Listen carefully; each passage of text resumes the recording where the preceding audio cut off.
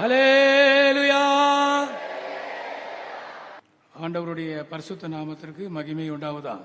దేవుని యొక్క పరిశుద్ధమైన నామానికి మహిమ కలుగును గాక. இந்த வைசாக் பட்டணத்திலே ஆண்டவர் நமக்கு 4 நாட்கள் இந்த கூட்டங்களை தந்திருக்கிறார். దేవుడు ఈ వైజాగ్ పట్టణమందు 4 రోజులు ఈ కూటములను దేవుడు మనకు అనుగ్రహించి ఉన్నారు. கர்த்தருடைய நாமத்திற்கு மகிமை உண்டாவதாக. దేవుని యొక్క నామానికి మహిమ కలుగును గాక. இந்த 4 நாட்களுடைய தலைப்பு என்னவென்றால் பஞ்சத்தை மாற்றுகிற தேவன். ఈ 4 రోజులు శీర్షిక అంశం ఏంటంటే క్షేమమును మార్చే దేవుడు. ஆம், ஆமோஸின் புத்தகத்தை நீங்கள் வாசிக்கும்படியா நான் விரும்புகிறேன். ఆమోసు పుస్తకములో మనం చదువునట్లుగా నేను కోరుచున్నాను. ஆமோஸின் புத்தகம் ఆమోసు పుస్తకము 8వ அதிகாரம் 8వ అధ్యాయం 11, 12 వచనங்கள் 11, 12 వాక్యములు. రాబో దినములందు దేశములో నేను క్షామము పుట్టింతును, అది అన్నపానము లేకపోవట చేత కలువు క్షామము కాక యెహోవా మాట వినకపోవటం వలన కలువు క్షామంగా ఉండును. ఇదే యెహోవా వాక్కు. కాబట్టి జనులు యెహోవా మాట వెదుకుటకై ఈ సముద్రం నుండి ఆ సముద్రం వరకును, ఉత్తర దిక్కు నుండి తూర్పు దిక్కు వరకును సంచరించుదురు గాని అది వారికి దొరకదు. ஆண்டவருடைய நாமத்திற்கு மகிமை உண்டாகும். దేవుని యొక్క నామానికి మహిమ కలుగును గాక. வேதத்திலே பலவிதமான பஞ்சங்களை குறித்து நாம் வாசிக்கலாம். పరిశుద్ధ గ్రంథంలో పలు విధమైన క్షామములను గురించి మనం చదవగలము. ஆமோஸ் தீர்க்கதரிசி சொன்னதான பஞ்சம் கடைசி காலத்திலே உலகத்திலே ஏற்பட போகிற ஒரு பஞ்சமாக இருக்கிறார். ఆమోసు ప్రవక్త చెప్పిన ఆ క్షేమము చివరిగా అంత్య దినములలో జరగబోయే ఒక క్షేమమై ఉంటున్నది. அதைத்தான் அந்தி கிறிஸ்துவின் காலம் என்று சொல்லுகிறோம். అదే క్రీస్తు విరోధి యొక్క కాలం అని చెప్పుచున్నాం. 7 வருட ஆண்டுகள் கர்த்தருடைய வருகைக்கு பிறகு முழு உலகத்தையும் அந்தி கிறிஸ்து ஆளுகை செய்ய போகிறார். యేసయ్య రాకడ తరువాత సర్వలోకమును 7 సంవత్సరములు క్రీస్తు విరోధి ఏలుబడి చేయబోచున్నారు. கர்த்தருடைய நாமத்திற்கு மகிமை உண்டாவதாக. దేవుని యొక్క నామానికి మహిమ కలుగును గాక. அந்த 7 ஆண்டுகள் அது ஒரு சரியான பஞ்சம் காலமாக இருக்கும். ఆ 7 సంవత్సరములు అది ఒక భయంకరమైన క్షామ కాలము, కరువు కాలముగా ఉండును. அந்த நாட்களை பற்றி தான் ஆமோஸ் இந்த வசனங்களை சொல்லுகிறார். ఆ కాలమును గురించే ఆమోసు ప్రవక్త ఈ వాక్యములను చెప్పుచున్నాడు. முழு உலகத்திலும் இந்த 7 ஆண்டுகள் இந்த பஞ்சம் இருக்கும். సర్వలోకములో ఈ 7 సంవత్సరములు ఆ క్షామం ఉండును. ஆம், இதோ நான் தேசத்தின் மேல் பஞ்சத்தை அனுப்பும் நாட்கள் வரும். ఇదో దేశములో నేను క్షేమమును పుట్టించు దినములు వచ్చును. ஆகார குறைவினால் உண்டாகிற பஞ்சம் அல்ல, అది అన్నపానములు లేకపోవుట కలుగు క్షేమములు కాదు. ஜலக்குறைவினால் உண்டாகிற தாகம் அல்ல, అది జలము దాహము చేత జరిగే క్షేమము కాదు. கர்த்தருடைய வசனம் கேட்க கிடையாத பஞ்ச காலம் நான் அனுப்புவேன். యెహోవా మాటలు వినకపోవుట కలుగు క్షేమమును నేను పంపుదును. கர்த்தருடைய வசனத்தை தேட ஒரு சமுத்திரம் தொடங்கி மறு சமுத்திரம் மட்டும் வடதிசை தொடங்கி கீழ் திசை மட்டும் அலைந்து திரிந்தாலும் அதை கண்டடையாமல் போவார்கள். యెహోవా మాటను వెదుకుటకై ఈ సముద్రం నుండి ఆ సముద్రం వరకు, ఉత్తర దిక్కు నుండి తూర్పు దిక్కు వరకు సంచరించుదురు గాని అది వారికి దొరకదు. இங்கே ஒரு கன்வென்ஷன் நடக்கிறது. ఇక్కడ ఒక కన్వెన్షన్ జరుగుచున్నది. ஸ்டேடியத்துக்கு உள்ளே, స్టేడియం లోపల, கிரவுண்ட்ல ஒரு கன்வென்ஷன் நடக்கிறது. గ్రౌండ్ లో ఒక కన్వెన్షన్ జరుగుచున్నది. ஆமா, அங்கே இதே நேரத்தில் அங்கே கிரவுண்டில் ஒரு கன்வென்ஷன் நடந்து கொண்டிருக்கிறார். ఇదే సమయంలో గ్రౌండ్ నందు అక్కడ ఒక కన్వెన్షన్ జరుగుచున్నది. 7th డే சபையை சேர்ந்த தேவனுடைய ஜனங்கள் அங்கே அவர்கள் கன்வென்ஷன் நடத்தி கொண்டிருக்கிறார். 7th డే సంఘానికి చెందిన దైవ జనులు అక్కడ కన్వెన్షన్ ని జరిపించుకుంటున్నారు. நாம் டிபிஎம் சபையை சேர்ந்த தேவனுடைய ஜனங்கள் స్టేడియத்துக்குள்ளே இந்த కన్వెన్షన్ நடத்தி கொண்டிருக்கிறோம். మనం టిపిఎం సంఘమునకు చెందిన దేవుని జనులమైన మనము ఈ స్టేడియం లోపల మనం కన్వెన్షన్ జరుపుచున్నాం. பிரியமானவர்களே, ஒரே நேரத்தில் 2 கன்வென்ஷன் 3 கன்வென்ஷன் எல்லாம் இந்த மே மாதத்திலே நடந்து கொண்டிருக்கிறார். ఒకే రోజులో 2 కన్వెన్షన్ 3 కన్వెన్షన్లని ఈ మే నెలలో జరుగుచు ఉన్నవి. ஒவ்வொரு கிராமத்திலும் கன்வென்ஷன் நடந்து கொண்டிருக்கிறார். ప్రతి గ్రామములో కన్వెన్షన్ జరుగుచున్నది. ஒவ்வொரு பட்டணத்திலும் கன்வென்ஷன் நடந்து கொண்டிருக்கிறார். ప్రతి పట్టణములో కన్వెన్షన్ జరుగుచున్నది. அதைத்தான் கிருபை நாட்கள் என்று சொல்கிறோம். దానిని కృపాకాలములు అని చెప్పబడుచున్నది. கிருபை நாட்களிலே கன்வென்ஷன்கள் நடத்தி கொண்டே இருக்கலாம். కృపాకాలములో కన్వెన్షన్లు జరుపుచునే ఉండవచ్చు. வாசல்களை கர்த்தர் திறந்திருக்கிறார். ద్వారములను దేవుడు తెరిచి ఉన్నాడు. ஆண்டவருடைய நாமத்திற்கு மகிமை உண்டாவதாக. దేవుని యొక్క నామానికి మహిమ కలుగును గాక. பிரியமான ஆனால் இயேசுவின் வருகைக்கு பிறகு ప్రియమైన వారులారా, యేసయ్య రాకడ తరువాత ஒரு கன்வென்ஷன் நடைபெற முடியாது. ఒక్క కన్వెన్షన్ కూడా జరగదు. ஒரு ఆరాధனை கூட நடக்க முடியாது. ఒక్క ఆరాధన కూడా జరగదు. பைபிள் யாரும் வாசிக்க முடியாது. బైబిల్ ఎవ్వరు కూడా చదవలేరు. இயேசுவை யாரும் தொழுது கொள்ள முடியாது. యేసయ్యని ఎవ్వరు కూడా ఆరాధించలేరు. பிரியமானே அப்படிப்பட்டவர்கள் கொல்லப்படுவார்கள். ప్రియమైన వారులారా, అలాగూ చేసేవారు చంపబడుదురు. அவர்கள் சித்திரவதை செய்யப்படுவார்கள். వారు హింసింపబడుదురు. பயங்கரமான உபத்திரவங்களை அவர்கள் சந்திப்பார்கள். భయంకరమైన శ్రమలను వారు అనుభవించుదురు. அப்படினால்தான் வருகையிலே கைவிடப்படாமல் எடுத்துக் கொள்ளப்பட வேண்டும் என்று பரிசுத்தவான்கள் பிரசங்கம் பண்ணுகிறார். కాబట్టి రాకడలో చేయి విడవబడకుండా అందరూ కొనిపోబడవలనని పరిశుద్ధులు ప్రసంగించుచూ ఉన్నారు. வருகையிலே கைவிடப்படுவோமானால் அந்தி கிறிஸ்துவின் கையிலே அகப்பட்டுக் கொள்ளுவார்கள். మనం రాకడలో చేయి విడవబడిన వారు క్రీస్తు యొక్క చేతిలో చిక్కబడుదురు. ஆண்டவருடைய நாமத்திற்கு மகிமை உண்டாவதாக. దేవుని యొక్క నామానికి మహిమ కలుగును గాక. பிரியமானே, அது ஒரு பெரிய பஞ்சமா இருக்கும். ప్రియమైన వారలారా, అది ఒక గొప్ప కరువుగా ఉండును. வசனத்தை தேடுவார்கள். వాక్యమును వెదుకుదురు. தேவ ஜனங்களை தேடுவார்கள். దేవుని యొక్క జనులను వెదుకుదురు. ஆலயத்தை தேடுவார்கள். మందిరమును వెదుకుదురు. ஆலயம் ஒரு ஹாஸ்பிட்டலாக மாறி இருக்கும். మందిరము ఒక ఆసుపత్రిగా మారి ఉండును. ஆலயம் ஒரு ஸ்கூலாக மாறி இருக்கும். ఆలయము ఒక స్కూలుగా మారి ఉండును. ஆலயம் ஒரு ஜிம்மாக மாறி இருக்கும். ఆలయము ఒక జిమ్ గా మారి ఉండును. ஆலயம் ஒரு சினிமா தியேட்டராக மாறி இருக்கும்.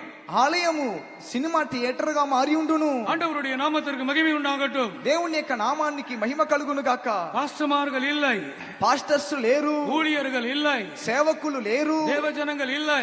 దేవుని జనులు లేరు. ஒரு பஞ்ச காலம் வருகிறது. ఒక కరువు కాలము, క్షామ కాలం వచ్చుచున్నది. ஆமோஸ் தீர்க்கதரிசி சொன்னதை மறுபடியும் இந்த வைஜாக் பட்டணத்திலே நான் சொல்ல விரும்புகிறேன்.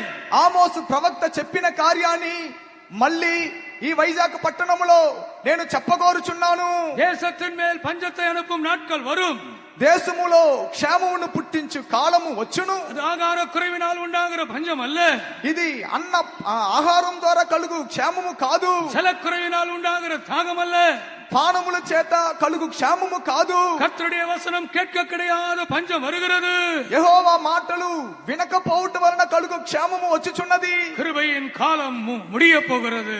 కృపా కాలము ముగింపబడబోచున్నది. கிருபையின் வாசல் అடைக்கப்பட போகிறது. కృపా ద్వారములు మూయబడబోచున్నది. ஆம், சபை கடைசி காலத்திலே வந்திருக்கிறது.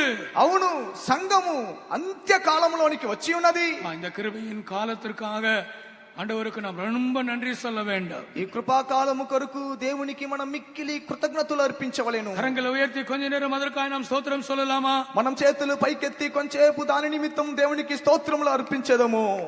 Praise the Lord, praise the Lord, praise the Lord. స్తోత్రం, స్తోత్రం, స్తోత్రం, స్తోత్రం, స్తోత్రం, స్తోత్రం, స్తోత్రం, స్తోత్రం, స్తోత్రం, స్తోత్రం. Thank you. Hallelujah, hallelujah. Amen. வேதத்திலே சொல்லப்பட்ட சில பஞ்சங்களை இந்த 4 நாட்களிலே உங்கள் சிந்தனைக்கு நான் கொண்டு வர விரும்புகிறேன்.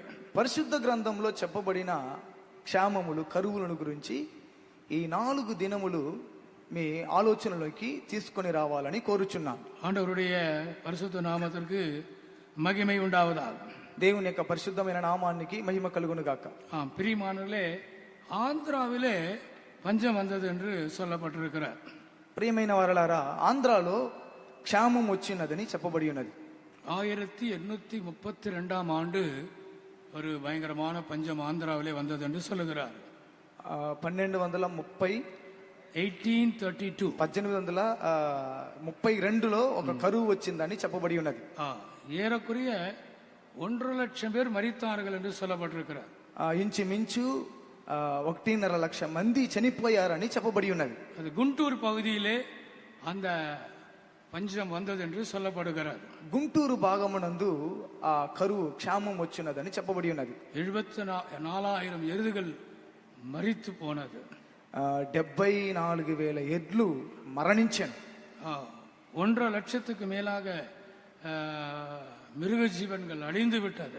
1.5 లక్షలకు పైగా మగ జంతువులు మరణించాను. 3 லட்சத்துக்கு மேலாக ஆடுகள், செம்மறி ஆடுகள், வெள்ளாடுகள் செத்து போய்விட்டது. 3 లక్షలకు పైగా గొర్రెలు మేకలు చనిపోయాను. ஆந்திரா 1832ஆம் ஆண்டு ஒரு பயங்கரமான பஞ்சத்தை சந்தித்திருக்கிறார். ఆంధ్ర 1832వ సంవత్సరము ఒక భయంకరమైన క్షామమును సంధించాను. அதற்கப்புறம் 1876 சில பாகங்களிலே மறுபடியும் இந்த பஞ்சம் வந்திருக்கிறார். తరువాత 1866లో కొన్ని భాగముల్లో ఈ క్షామము పుట్టాను. 1876 1876 சென்னையிலே இது வந்திருக்கிறது. చెన్నైలో వచ్చి ఉన్నది. ముంబైలో வந்திருக்கிறது. ముంబైలో వచ్చి ఉన్నది. மைசூர்ல வந்திருக்கிறது. మైసూర్లో వచ్చి ఉన్నది. ஹைதராபாத்ல வந்திருக்கிறது. హైదరాబాద్లో వచ్చి ఉన్నది. ஏறக்குறைய 50 லட்சம் ஜனங்கள் அழிந்து போனார்கள் என்று சொல்லுகிறார். ఇంచుమించు 50 లక్షల జనులు మరణించారని చెప్పబడి ఉన్నది. பசியினாலே, ఆకలి చేత, ஆகாரம் இல்லை, ఆహారం లేదు, அழிந்து போனார்கள். వారు నశించిరి. கர்த்தருடைய நாமத்திற்கு மகிமை உண்டாகட்டும். దేవుని యొక్క నామానికి మహిమ కలుగును గాక. பிரியமானவர்களே, சரீர பிரகாரமான பஞ்சத்தை காட்டிலும் ஆவிக்குரிய பிரகாரமான பஞ்சம் இன்னும் பயங்கரமான விளைவுகளை மனிதர்களுக்குள்ள ஏற்படுத்த முடியும். ప్రియమైన వారలారా, శరీర సంబంధమైన అక్షరానుసారమైన క్షేమముల కంటే ఆత్మీయ క్షేమములు మనుషుల్లో విపరీతమైన నష్టములను కలిగించును. கர்த்தருடைய நாமத்திற்கு மகிமை உண்டாகட்டும். దేవుని యొక్క నామానికి మహిమ కలుగును గాక. பைபிள்ல நான் காண்பிக்க போகிற பஞ்சங்கள் சரீர பிரகாரமாக ஏற்பட்ட பஞ்சங்கள் தான். బైబిల్లో నేను మీకు చూపించబోయే క్షేమములు అక్షరానుసారంగా సంభవించిన క్షేమములే. ஆனால் நான் அதை ஆவிக்குரிய பஞ்சத்தோடு ஒப்பிட்டு நான் பேச விரும்புகிறேன். అయితే నేను ఆత్మీయ క్షేమముతో దాన్ని పోల్చి చెప్పగోరుచున్నాను. ஒரு கன்வென்ஷன்ல பிரசங்கம் பண்றதுக்காக நான் ஆயத்தமாகி கிளம்பி கொண்டிருந்தேன். ఒక కన్వెన్షన్ లో ప్రసంగించుట కొరకు నేను సిద్ధపడి వెళ్ళుచుంటిని. அந்த சென்டர்ல இன்னொரு சகோதரன் என்ன பேச போறீங்கன்னு கேட்டார். ఆ సెంటర్ లో ఇంకొక సహోదరుడు మీరు దేని గురించి మాట్లాడబోచున్నారని అడిగాను. பஞ்சத்தை மாற்றுகிற தேவன் என்ற விஷயத்தை பற்றி நான் பேச போகிறேன்னு சொன்னேன். నేను చెప్పాను, క్షేమమును మార్చగలిగే దేవుడు అనే అంశముల గురించి మాట్లాడబోచున్నానని చెప్పి తిని. அப்போ அவர் ஒரு கன்வென்ஷன் பிரசங்கி தான். ఆయన కూడా ఒక కన్వెన్షన్ ప్రసంగికుడే. அவர் ஒரு விசேஷமான கன்வென்ஷன் பிரசங்கி. ఆయన ఒక విశేషమైన కన్వెన్షన్ ప్రసంగికుడు. அவர் உடனே சொன்னார், ஆமா பாஸ்டர், என்கிட்ட கூட ஜெபம் பஞ்சத்தில் இருக்கிறது என்று சொன்னார். అవును పాస్టర్ గారండి, నా దగ్గర కూడా ప్రార్థన క్షేమమును గురించే ఉన్నదని చెప్పారు. జపజీవియం పంచத்தில் இருக்கிறது. మా దగ్గర ప్రార్థన జీవితము కరువుగా క్షేమముగా ఉంటున్నది. ஆமா, தாழ்மை பஞ்சத்தில் இருக்கிறது. తగ్గింపు అది కరువుగా ఉంటున్నది. பரிசுத்தம் அது பஞ்சத்தில் இருக்கிறது. పరిశుద్ధత అది కరువై ఉన్నది. பஞ்சத்திலே ஆகாரம் கிடைக்காதது போல ఆ క్షేమమందు ఆహారము దొరకనట్లుగా, தண்ணீர் கிடைக்காதது போல పానము దొరకకపోనట్లుగా சில நேரங்களில் ஜெபிக்க முடியாத பஞ்சத்துக்குள்ளே நாம் போய் விடுகிறோம். కొన్ని సందర్భములో ప్రార్థన చేయుటకు వీలులేని కరువులోనికి మనం వెళ్ళిపోవచ్చున్నాం. பரிசுத்தம் இல்லாத அனுபவங்கள் நம்மை பஞ்சத்துக்குள்ளே கொண்டு போய் விடுகிறது. పరిశుద్ధత లేని అనుభవములు మనల్ని కరువులోనికి తీసుకొని వెళ్ళిపోవచ్చున్నవి. పాపத்தால் நாம் நிரப்பப்பட்டு விடுகிறோம். పాపము చేత మనం నింపబడిపోవచ్చున్నాం. தாழ்மை அது எந்த ஊழியத்திலுமே பார்க்க முடிகிறது இல்லை. తగ్గింపు దీనత్వము ఏ సేవకుల్లో కూడా చూడలేకపోవచ్చున్నాం. ஆம் பிரியமானவர்களே, சபையிலே இப்படிப்பட்ட பஞ்சங்கள் சில நேரங்களில் வருகிறது. ప్రియమైన వారలారా, సంఘములో ఇలాంటి కరువు క్షేమములు వచ్చుచూ ఉన్నవి. இந்த நாட்களிலே உங்கள் வாழ்க்கையிலே நீங்கள் எந்த பஞ்சத்தில் இருக்கிறீர்கள், இல்லாவிட்டால் நீங்கள் செழிப்பா இருக்கிறீர்களா என்பதை நீங்கள் இந்த வார்த்தைகளை கேட்கும் போது நீங்கள் சிந்திக்க கடமைப்பட்டிருக்கிறீர்கள். ఈ దినాలలో మీ జీవితంలో ఎలాంటి కరువులు ఉంటున్నవి, లేదా మీరు సమృద్ధిగా ఉంటున్నారా? ఈ వాక్యముని విని మీ జీవితాన్ని పరిశీలించుకోవలసిన వారుగా ఉంటున్నారు. கர்த்தருடைய நாமத்திற்கு மகிமை உண்டாகட்டும். దేవుని యొక్క నామానికి మహిమ కలుగును గాక. ஆபிரகாமின் நாட்களிலே ஒரு பஞ்சம் வந்தது. అబ్రహాము దినములలో ఒక కరువు వచ్చెను. ஈசாக்கின் நாட்களிலே ஒரு பஞ்சம் வந்தது. ఈసాకు కాలంలో ఒక క్షామం వచ్చెను. பெத்லகேமிலே அந்த நகோமியின் நாட்களிலே ஒரு பஞ்சம் வந்தது. బెత్లెహేములో నయోమి దినములలో ఒక క్షామము పుట్టెను. ராஜாக்களின் நாட்களிலே எருசலேமிலே ஒரு பஞ்சம் வந்தது. రాజుల దినములలో యెరూషలేములో ఒక క్షామము పుట్టెను. சமாரியாவிலே ஒரு பஞ்சம் வந்தது. సమరయాలో క్షామము పుట్టెను. கர்த்தருடைய நாமத்திற்கு மகிமை உண்டாகட்டும். దేవుని యొక్క నామానికి మహిమ కలుగును గాక. கர்த்தருக்கு சித்தமானால் இந்த தலைப்புகளிலே நாம் சத்தியங்களை சிந்திக்க போகிறோம்.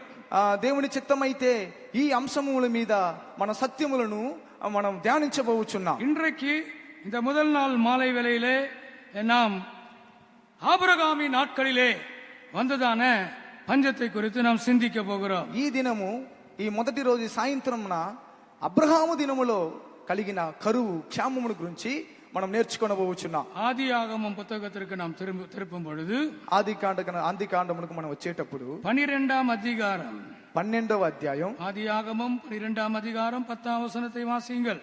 ఆది కాండము 12వ అధ్యాయం 10వ వాక్యం. అప్పుడు ఆ దేశంలో కరువు వచ్చెను. ఆ దేశంలో కరువు భారంగా ఉన్నందున అబ్రహాము ఆ ఐగుప్తు దేశంలో నివసించుటకు అక్కడికే వెళ్ళెను. ஆண்டவருடைய நாமத்திற்கு மகிமை உண்டாகட்டும். దేవుని యొక్క నామానికి మహిమ కలుగును గాక. இங்கே படிக்கிறோம், ஆபிரகாமின் நாட்களிலே ஒரு பஞ்சம் வந்தது. అబ్రహాము దినములలో ఒక కరువు వచ్చెను. அப்பொழுது ஆபிரகாம் கானான் தேசத்தை விட்டு அவன் எகிப்து தேசத்திற்கு தங்கும்படி போய்விட்டான். అప్పుడు అబ్రహాము కనాను దేశమును విడిచిపెట్టి ఐగుప్తు దేశమందు నివసించుటకు అక్కడికి వెళ్ళెను. ஆண்டவருடைய நாமத்திற்கு மகிமை உண்டாகட்டும். దేవుని యొక్క నామానికి మహిమ కలుగును గాక. பஞ்சம் என்று சொல்லும் பொழுது நமக்கு வருகிற சோதனைகள் என்று சொல்லலாம். కరువు అని చెప్పేటప్పుడు అది మనకొచ్చే శోధనలని చెప్పవచ్చు. தேவ அன்புக்கு வந்த சோதனை, దేవుని ప్రేమకు వచ్చిన శోధన, பரிசுத்தத்திற்கு வந்த சோதனை, పరిశుద్ధతకు వచ్చిన శోధన, ஊழியத்திலே வருகிற சோதனை, సేవలో వచ్చే శోధనలు, உங்கள் விசுவாசத்துக்கு வருகிற சோதனை, మీ విశ్వాసమునకు వచ్చే శోధనలు. நீங்கள் சோதனையிலே போய் கொண்டிருந்தால் பஞ்சத்திலே போய் கொண்டிருக்கிறீர்கள். మీరు శోధనల గుండా వెళ్ళుచూ ఉంటే మీరు కరువులో వెళ్ళుచూ ఉన్నారు. இந்த ஆபிரகாம் முற்பிதா என்ன செய்கிறார்? ఈ పూర్వ పితరుడు ఈ అబ్రహాము ఏమి చేయుచున్నాడు? இந்த கானான் தேசம் அது செழிப்பான தேசம். இப்பொழுது அங்கே பஞ்சம் வந்து விட்டது. కనాను దేశము సస్య సమృద్ధి కలిగిన దేశము. అయితే ఇప్పుడు అక్కడ కరువు ఏర్పడెను. அது சாதாரண பஞ்சம் அல்ல, అది సాధారణమైన కరువు కాదు, அது கொடிய பஞ்சமா இருக்கிறது. అది భారమైన కరువుగా ఉండెను. ஆண்டவருடைய நாமத்திற்கு மகிமை உண்டாகட்டும். దేవుని యొక్క నామానికి మహిమ కలుగును గాక. அப்பொழுது ஆபிரகாம் என்ன செய்தார்? అప్పుడు అబ్రహాము ఏమి చేసెను? தேவன் கொண்டு வந்த தேசத்தை விட்டு அவர் எகிப்து தேசத்திற்கு போனார். దేవుడు తనను తీసుకొని వచ్చిన దేశమును విడిచిపెట్టి ఐగుప్తు దేశమునకు అతడు వెళ్ళెను. சோதனைகள் வரும்போது நாம் தைரியமாய் நிற்க வேண்டும். శోధనలు వచ్చేటప్పుడు మనం ధైర్యంగా నిలబడవలేను. பிரச்சனைகள் வரும்போது நாம் தைரியமாய் நிற்க வேண்டும். సమస్యలు వచ్చేటప్పుడు మనం ధైర్యంగా నిలబడవలేను. ஆண்டவருடைய நாமத்திற்கு மகிமை உண்டாவதாக. దేవుని యొక్క నామానికి మహిమ కలుగును గాక. பயப்படுகிறவர்கள் அவர்கள் நரகத்திலே காணப்படுவார்கள். పిరికి వారు నరకమందు కనిపించుదురు. பயமுள்ள ஆவியை கர்த்தர் நமக்கு கொடுக்கவில்லை. పిరికితనం కలిగిన ఆత్మను దేవుడు మనకి ఇవ్వలేదు. பலமும் அன்பும் தெளிந்த புத்தியும் உள்ள ஆவியை கர்த்தர் நமக்கு தந்திருக்கிறார். శక్తియు ప్రేమయు ఇంద్రియ నిగ్రహం కలిగిన ఆత్మనే ఆయన మనకు ఇచ్చి ఉన్నారు. கர்த்தருடைய நாமத்திற்கு மகிமை உண்டாவதாக. దేవుని యొక్క నామానికి మహిమ కలుగును గాక. ஆம், மனிதனுடைய வாழ்க்கையிலே சோதனைகள் இல்லாமல் இருக்க முடியாது. అవును, మనుషుల యొక్క జీవితంలో శోధనలు లేకుండా ఉండవు, பிரச்சனைகள் இல்லாமல் இருக்க முடியாது, సమస్యలు లేకుండా ఉండవు. உலகத்திலே பிறந்த நாள் முதல் மரிக்கும் நாள் வரை அவன் பிரச்சனைகளை சந்தித்துக் கொண்டே இருக்கிறான். లోకములో పుట్టిన దినం మొదలుకొని మరణించే దినం వరకు వాడు సమస్యలను సంధించుచూ ఉన్నాడు. குழந்தை பிறக்கும் போது அந்த குழந்தை அழ வேண்டுமா? బిడ్డ పుట్టేటప్పుడు ఆ బిడ్డ ఏడవలనంట.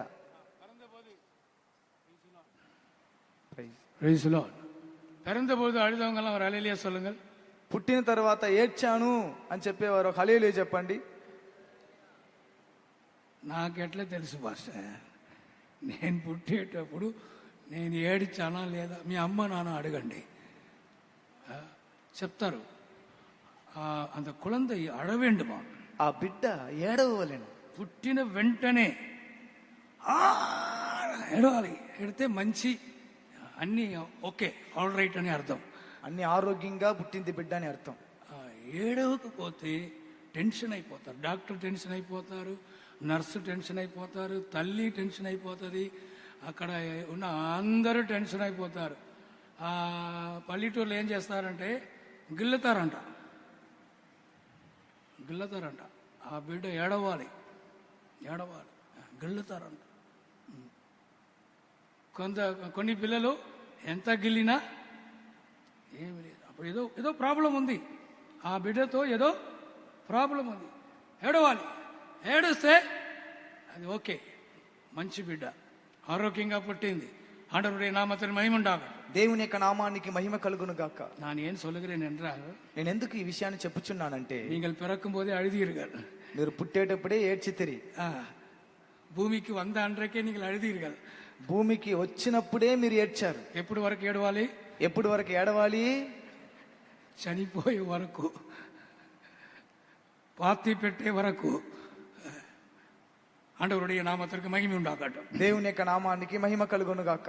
ஆனால் சோதனைகளை நாம் ஜெயிக்க முடியும். అయితే శోధనలను మనం జయించగలం. சோதனைகளுக்கு தப்பித்துக் கொள்ள முடியாது. శోధనలకు మనం తప్పించుకోలేము.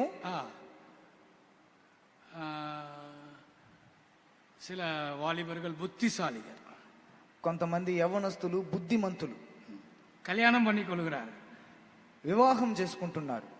ఎందుకు? సేవలో కష్టం అంట. సేవలో చాలా కష్టం అంట. అవ్వా, నాకు సేవ సెట్ అవ్వదు పాస్టర్, దయచేసి నన్ను పిలవద్దు పాస్టర్. இங்க இருக்கிற கஷ்டம் அங்க 10 மடங்கு கஷ்டம் இருக்கு. ఇక్కడ ఉన్న కష్టం కంటే 10 అంతల కష్టం ఆ వైపు ఉంది. ஆமா, கல்யாணம் பண்ண பிறகுதான் தெரியும். వివాహం చేసుకున్న తర్వాతనే అది మీకు అర్థమయ్యిద్ది. ஆமா, తర్వాత ఎవరు ఏం చేయలేరు. మీ డాడీ, మీ మమ్మీ, మీ పాస్టర్, మీ సిస్టర్ ఎవరు ఏం చేయలేరు. எல்லா இடத்திலும் பிரச்சனை இருக்கிறது. అన్ని స్థలంలో సమస్యలు ఉన్నాయి. கர்த்தருடைய நாமத்திற்கு மகிமை உண்டாகட்டும். దేవుని యొక్క నామానికి మహిమ కలుగును గాక. இவங்களுக்கும் பிரச்சனை இருக்கிறது. వీరికి సమస్యలు ఉన్నాయి. இவங்களுக்கும் பிரச்சனை இருக்கிறது. వీరికి కూడా సమస్యలు ఉన్నాయి. అదంతా ముక్కాడు పోటు ఉకాందు இருக்கிறாங்க. అందుకే ముసుగేసుకుని కూర్చొని ఉన్నారు. తెలియకుండా వచ్చేసాను, తెలియకుండా వచ్చాను, ముందే తెలిసి ఉంటే పెళ్లి చేసి ఉంటాను. ஆண்டவருடைய நாமத்திற்கு மகிமை உண்டாகட்டும். దేవుని యొక్క నామానికి మహిమ కలుగును గాక. நல்லது, கர்த்தர் இவளை நேசிக்கிறார். దేవుడు వీరిని ప్రేమించుచున్నారు. சில பாஸ்டர், சில பிரதர்ஸையும் சில சிஸ்டர்ஸையும் பார்க்கும்போது நான் இப்படி நினைக்கிறேன். కొంతమంది సిస్టర్స్ ని, కొంతమంది బ్రదర్స్ ని చూసేటప్పుడు నేను ఈ విధంగా ఆలోచిస్తాను. ప్రభువా, మంచి కార్యం చేశావు. ప్రభువా, మంచి కార్యం చేశారు ప్రభువా. వాళ్ళు సేవకు వచ్చేసారు, వాళ్ళ సేవకు వచ్చారు ప్రభువా. లేకపోతే ఆ అమ్మాయి అంతే. ఆ బ్రదర్ ఒక అమ్మాయిని పెళ్లి చేసి ఉంటే ఆ అమ్మాయి అంతే అయిపోతుంది. అలాగే కొంతమంది సిస్టర్స్ పెళ్లి చేస్తుంటే బాబు పాపం, అబ్బాయి పాపం చంపేస్తారు. ஆமாம், நம்ம விஜயவாடா சென்டரில் இருக்கிற சில சகோதரிகளை, சில சகோதரர்களை நான் பார்க்கும்போது, ஆண்டவரே, அவர்களை ஒளியத்து கொண்டு வந்ததற்காக உமக்கு நன்றி.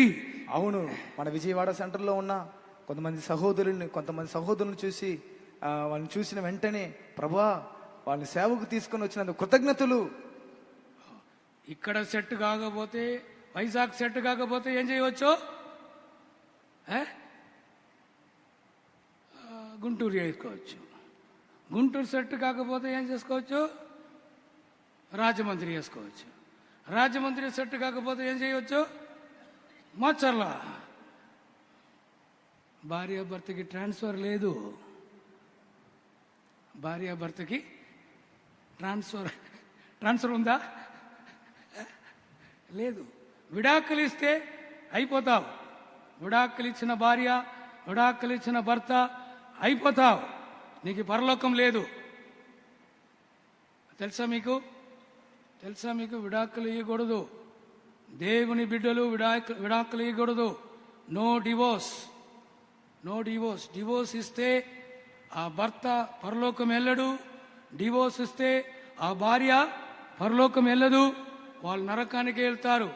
కాబట్టి 1000 సారి ఆలోచించి మీరు పెళ్లి చేసుకోండి. చేసుకోవద్దని నేను చెప్పలేదు. No transfer. ఇక్కడ ఒక ఎక్స్ట్రా ఫెసిలిటీ ఉంది. పెద్ద కాకు బ్రదర్కి పడకపోతే ట్రాన్స్ఫర్ చేసుకోవచ్చు. ఈ సెంటరే పడకపోయినా వేరే సెంటర్కు டிரான்ஸ்ஃபர் இஸ்தார். அல்லேலூயா. உலகத்தில் இருந்தாலும் ஊழியத்தில் இருந்தாலும் உங்களுக்கு பஞ்சங்கள் உண்டு. లోకములో ఉన్నప్పటికీ సేవలో ఉన్నప్పటికీ మీకు కరువు ఉన్నది. உங்களுக்கு சோதனைகள் உண்டு, మీకు శోధనలు కలవు. ஆபிரகாம் அந்த கொடிய பஞ்சத்தை என்ன செய்தான்? అబ్రహాము ఆ భారమైన కరువుని ఏం చేశాను? எகிப்துக்கு ஓடி போனார். ఐగుప్తుకు పారిపోయాను. எகிப்துக்கு ஓடி போனார். ఐగుప్తుకు పారిపోయాను. கர்த்தருடைய நாமத்திற்கு மகிமை உண்டாகட்டும். దేవుని యొక్క నామానికి మహిమ కలుగును గాక. பாஸ்டர், அதுல என்ன தப்பு இருக்கு பாஸ்டர்? పాస్టర్ గారండి, దాంట్లో ఏం తప్పు ఉంది పాస్టర్ గారండి? இங்க சாப்பாடு கிடைக்கல, ఇక్కడ ఆహారం లభించలేదు, இங்க தண்ணி கிடைக்கல, ఇక్కడ పానము దొరకలేదు. எகிப்துல சாப்பாடு கிடைக்குது, ఐగుప్తులో ఆహారం దొరుకుచున్నది, எகிப்துல தண்ணி கிடைக்குது, ఐగుప్తులో నీళ్లు దొరుకుచున్నవి. அது போனது குத்தமா தப்பா? అక్కడికి వెళ్ళుట అది తప్ప? ஆனால் ஒரு பெரிய தவறு நடந்தது. అయితే ఒక పెద్ద తప్పు జరిగేను. ஒரு பெரிய தவறு அங்கே நடந்தது. ఒక పెద్ద తప్పు జరిగేను. சோதனைகளை ஜெயிக்க வேண்டுமே தவிர சோதனையிலிருந்து தப்பிக்கொள்ள விரும்பாதிருங்கள். శోధనలు జయించాలి కానీ శోధనలు తప్పించుకోవాలని కోరుకోవద్దు. ஆதியாகமம் 16ஆம் அதிகாரம் சொல்லுகிறது. ఆదికాండము 16వ అధ్యాయం చెప్పుచున్నది. 16ஆம் அதிகாரம் முதல் 2 వచనங்களை వాసియండి. 16వ ఆదికాండం 16వ అధ్యాయము మొదట 2 వాక్యములను చదువుకొనిదాం. అబ్రాం భార్య అయిన సారాయి అతనికి పిల్లలు కనలేదు. ఆమెకు అగరు అను ఐగుప్తురాలైన దాసియుండెను. కాగా సారాయి, ఇదిగో నేను పిల్లలు కనకుండా యెహోవా చేసి ఉన్నాడు. నీవు దయచేసి నా దాసితో పొమ్ము, ఒకవేళ ఆమె వలన నాకు సంతానము కలుగవచ్చునని అబ్రాంతో చెప్పెను. అబ్రాం సారాయి మాట వినెను. ஆண்டவருடைய நாமத்திற்கு மகிமை உண்டாகட்டும். దేవుని యొక్క నామానికి మహిమ కలుగును గాక. பஞ்ச காலம் வரை கானான் தேசத்தை விட்டுவிட்டு எகிப்து தேசத்திற்கு ஆபிரகாம் போயிருந்தார். కరువు కాలం వరకు కనాను దేశమును విడిచిపెట్టి ఐగుప్తు దేశమునకు అబ్రహాము నివసించుటకు వెళ్ళెను. எவ்வளவு மாதங்கள் எவ்வளவு வருடங்கள் அந்த பஞ்சம் இருந்தது என்ற குறிப்புகள் இல்லை. ఎన్ని నెలలు ఎన్ని సంవత్సరములు ఆ కరువులు ఉండేనని చెప్పబడలేదు. ஆனால் மறுபடியுமாக ஆபிரகாம் எகிப்தை விட்டு கானான் தேசத்திற்கு கர்த்தர் காட்டின தேசத்திற்கு வந்து சேர்ந்தார். మళ్ళీ అబ్రహాము ఐగుప్తును విడిచిపెట్టి యెహోవా అతని చూపించిన కనాను దేశమునకు తిరిగి వచ్చాను. 16ஆம் அதிகாரம் 3ஆம் వచనం சொல்லுகிறது. 16వ అధ్యాయం 3వ వాక్యం చెప్పుచున్నది. కాబట్టి అబ్రాము కనాను దేశంలో 10 ఏండ్లు కాపురం ఉన్న తర్వాత போதும். 17 కాపురం ఉండిన తరువాత ஆண்டவருடைய நாமத்திற்கு மகிமை உண்டாவதாக. దేవుని యొక్క నామానికి మహిమ కలుగును గాక. இப்பொழுது எகிப்திலிருந்து அவர் வந்து விட்டார். ఇప్పుడు అతడు ఐగుప్తులో నుండి తిరిగి వచ్చాను. 10 வருஷம் அவர் குடியிருக்கிறார். 10 సంవత్సరములు అతడు కాపురం ఉండెను. ஆனால் அவன் திரும்ப வரும்போது ஆகார் என்ற ஒரு அடிமை பெண்ணை, வேலைக்கார பெண்ணை எகிப்திலிருந்து கண்டுபிடித்து அவன் கொண்டு வந்தான். అయితే అతడు తిరిగి వచ్చేటప్పుడు ఐగుప్తులో నుండి దాసి అయిన హాగారును, పని మనిషి అయిన హాగారును అతడు తీసుకొని వచ్చాను. பிரியமானவர்களே, அவன் எகிப்துக்கு போகாமல் இருந்தால் ஆகார் அவன் கண்டுபிடித்திருக்க மாட்டான். ప్రియమైన వారలారా, అతడు ఐగుప్తుకు వెళ్లకుండా ఉంటే హాగారును అతడు కనిపెట్టేవాడు కాదు. ஒருவேளை அவள் நல்ல வேலை செய்கிற ஒரு பெண்ணாக இருந்திருப்பாள். ఒకవేళ ఆమె మంచిగా పనిచేసే ఒక అమ్మాయిగా ఉండవచ్చు. தன்னுடைய வீட்டிலே இப்படி வேலை செய்கிற ஒரு பெண் இருந்தால் நல்லது என்று ஆபிரகாம் அந்த பெண்ணை எடுத்துக்கொண்டான். ఇంట్లో ఇలా ఒక మంచిగా పనిచేసే ఒక స్త్రీ ఉంటే మంచిది అని చెప్పి ఆమెను తీసుకున్నాడు. அவள் எகிப்து தேசத்திலே பிறந்தவள். ఆమె ఐగుప్తు దేశమందు పుట్టినది. அவள் எகிப்து தேசத்தை சேர்ந்தவள். ఆమె ఐగుప్తు దేశమునకు చెందినది. இப்பொழுது அவன் திரும்பி கானானுக்கு வரும்பொழுது ఇప్పుడు అతడు తిరిగి కనానుకు వచ్చేటప్పుడు அந்த ஆகாரை அவன் கொண்டு வந்தான். హాగరును అతడు తీసుకొని వచ్చెను. நடந்தது என்ன? జరిగినది ఏంటి? தனக்கு அவளை மனைவியாக்கி கொண்டான். అతడు తనకు హాగరుని భార్యగా చేసుకొనేను. அடிமை பெண்ணை ஆகாரை அவன் వివాహం செய்து கொண்டான். దాసిని హాగరును అతడు భార్యగా చేసుకొనేను. அவனுக்கு பிறந்த மகன் தான் இஸ்மவேல். ఆమె అతనికి పుట్టిన కుమారుడే ఇస్మాయేలు. அன்றைக்கு அந்த பஞ்சத்திலே ஆபிரகாம் போகாமல் கர்த்தரை நம்பி அந்த பஞ்சத்திலே அவன் அங்கே கானானிலே இருந்திருப்பார் என்றால், ఆ దినము అబ్రహాము ఆ కనానులో వచ్చిన కరువుని వదిలి ఐగుప్తుకు పోకుండా ఉండి ఉంటే, இன்றைக்கு இஸ்மவேல் கிடையாது.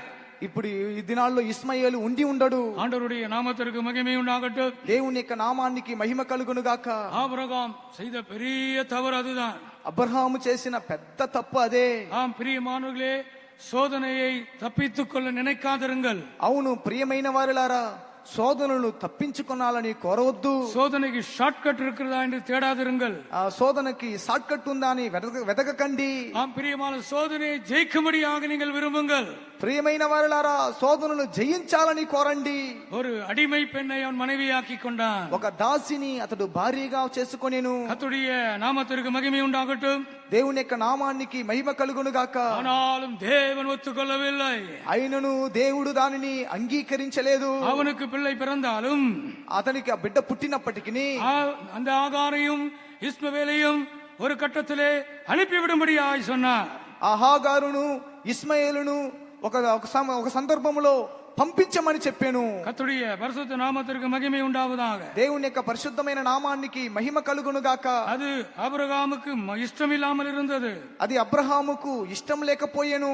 ஆனாலும் கர்த்தர் கண்டிப்பாய் சொல்லிவிட்டார். అయితే దేవుడు ఖచ్చితంగా చెప్పాను, நீ சாராளின் வார்த்தைக்கு கீழ்ப்படி, నువ్వు శారా మాటకి లోబడుము, நீ அவளை அனுப்பிவிடு, నీవు ఆమెను పంపివేయుము. கர்த்தருடைய பரிசுத்த நாமத்திற்கு மகிமை உண்டாகட்டும். దేవుని యొక్క పరిశుద్ధమైన నామానికి మహిమ కలుగును గాక. இந்த அடிமை பெண் ஆகிய ஆகார் நம்முடைய வாழ்க்கையிலே நம்மை அடிமைப்படுத்த விரும்புகிற வல்லமைகளுக்கு ஒப்பாக சொல்லலாம்.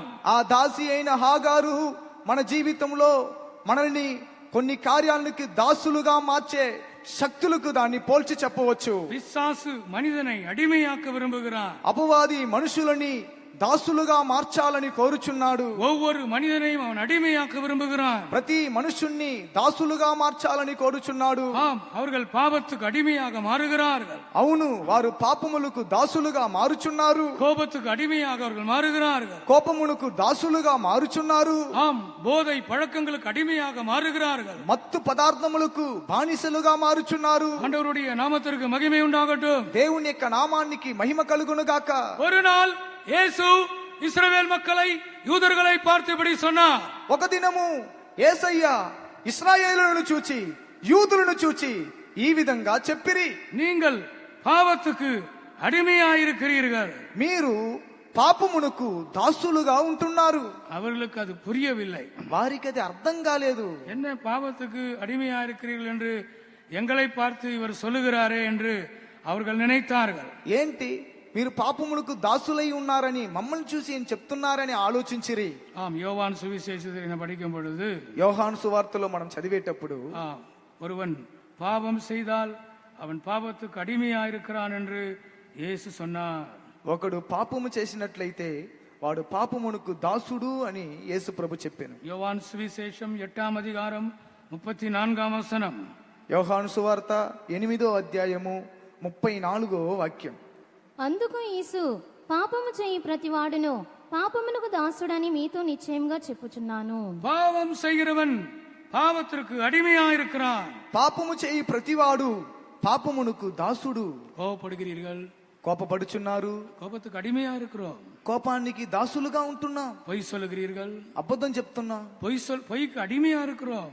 ఆ అబద్ధమునకు దాసులుగా ఉంటున్నాం. பொறாமைப்படுகிறீர்கள், అసూయ పడుచున్నారు, நாம் பொறாமைக்கு அடிமையா இருக்கிறோம். మన అసూయకు దాసులుగా ఉంటున్నాం.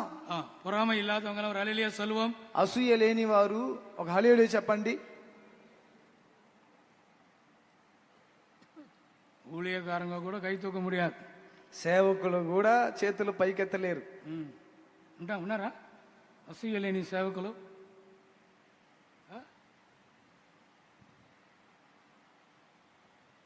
ஏசுதாஸுக்கு எனக்கு 100% கோபம் இருக்கு. அவர் தான் கை தூக்குறாரு.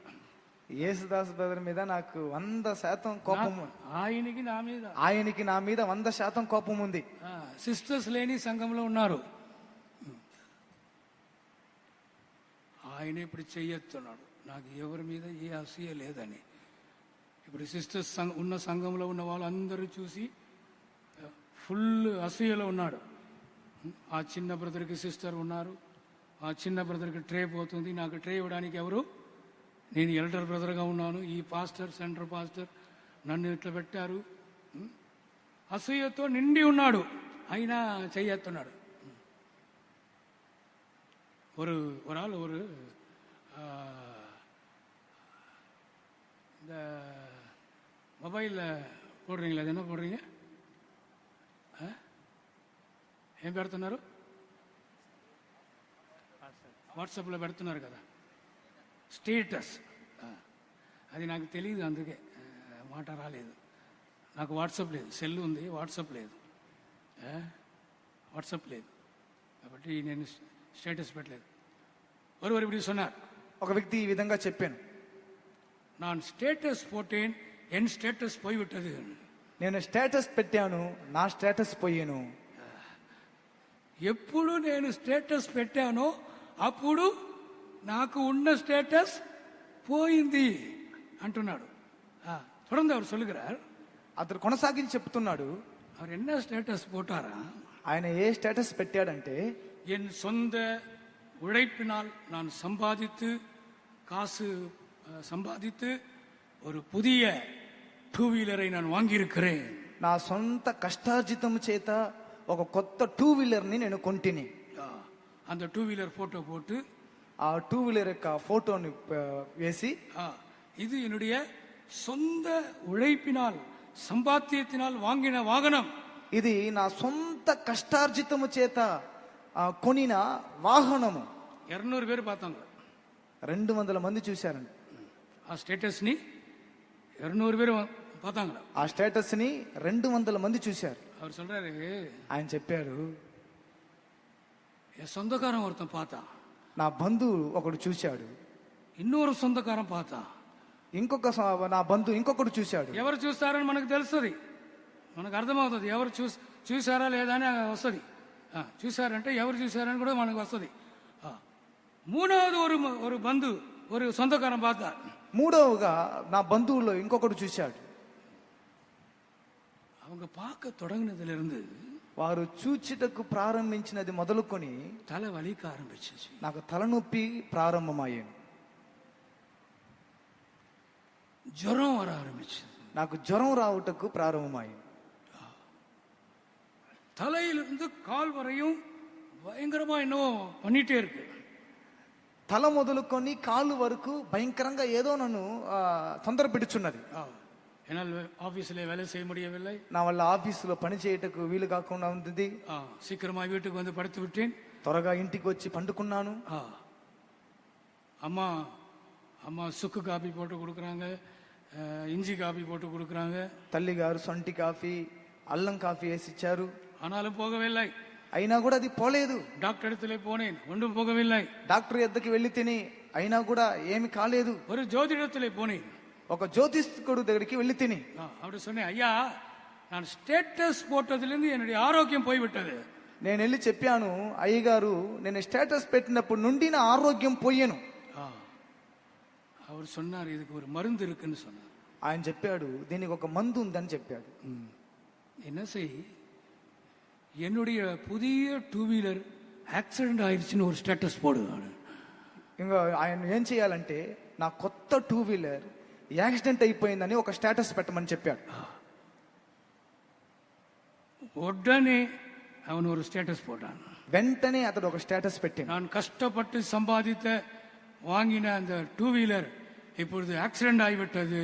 నేను కష్టపడి కొనిన ఆ 2 వీలర్ ఇప్పుడు అది యాక్సిడెంట్ అయ్యింది. ஆண்டவருடைய நாமத்திற்கு மகிமை உண்டாகட்டும். దేవుని యొక్క నామానికి మహిమ కలుగును గాక.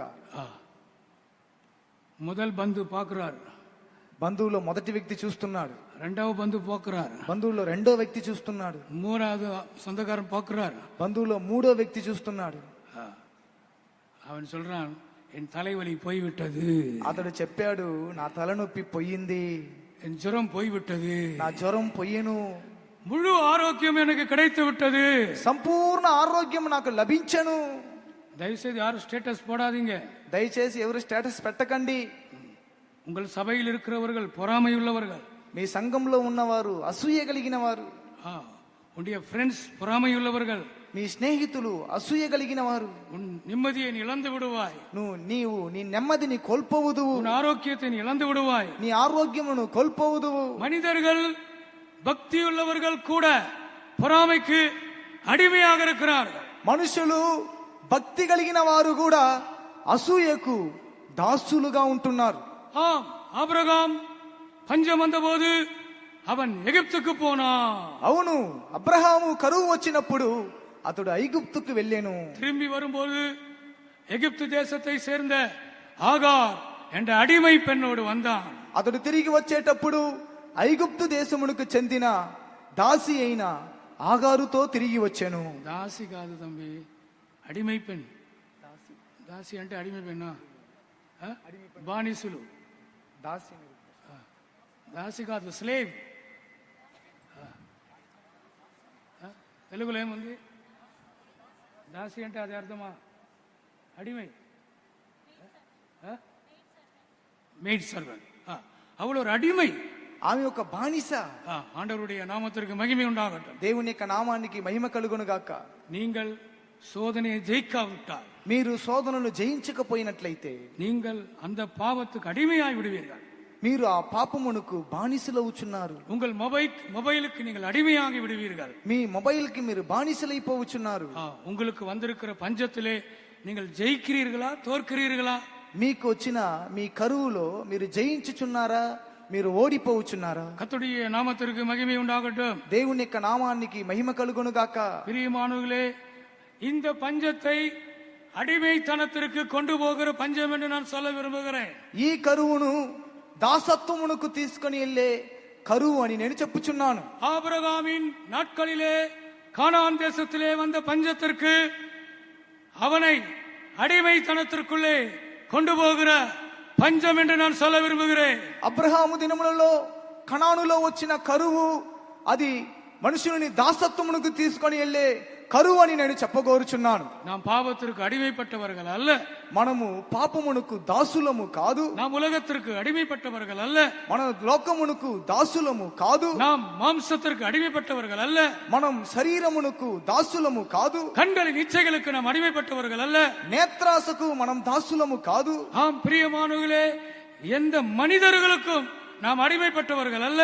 ప్రియమైన వారులారా, ఏ మనుషునికి మనం దాసులము కాము. கர்த்தருடைய நாமத்திற்கு மகிமை உண்டாகட்டும். దేవుని యొక్క నామానికి మహిమ కలుగును గాక. மரணத்துக்கு, மரண பயத்திற்கு அடிமைகளாயிருந்தார்கள். మరణ భయమునకు మనము దాసులుగా ఉన్నట్లయితే, எபிரேயர் 2ஆம் அதிகாரத்திலே படிக்கும் பொழுது హెబ్రీయులకు రాసిన పత్రిక 2వ అధ్యాయంలో చదివేటప్పుడు 15ஆம் வசனம் వివిధமாய் சொல்லுகிறது. 15వ వాక్యము మనకి ఈ విధంగా చెప్పుచున్నది.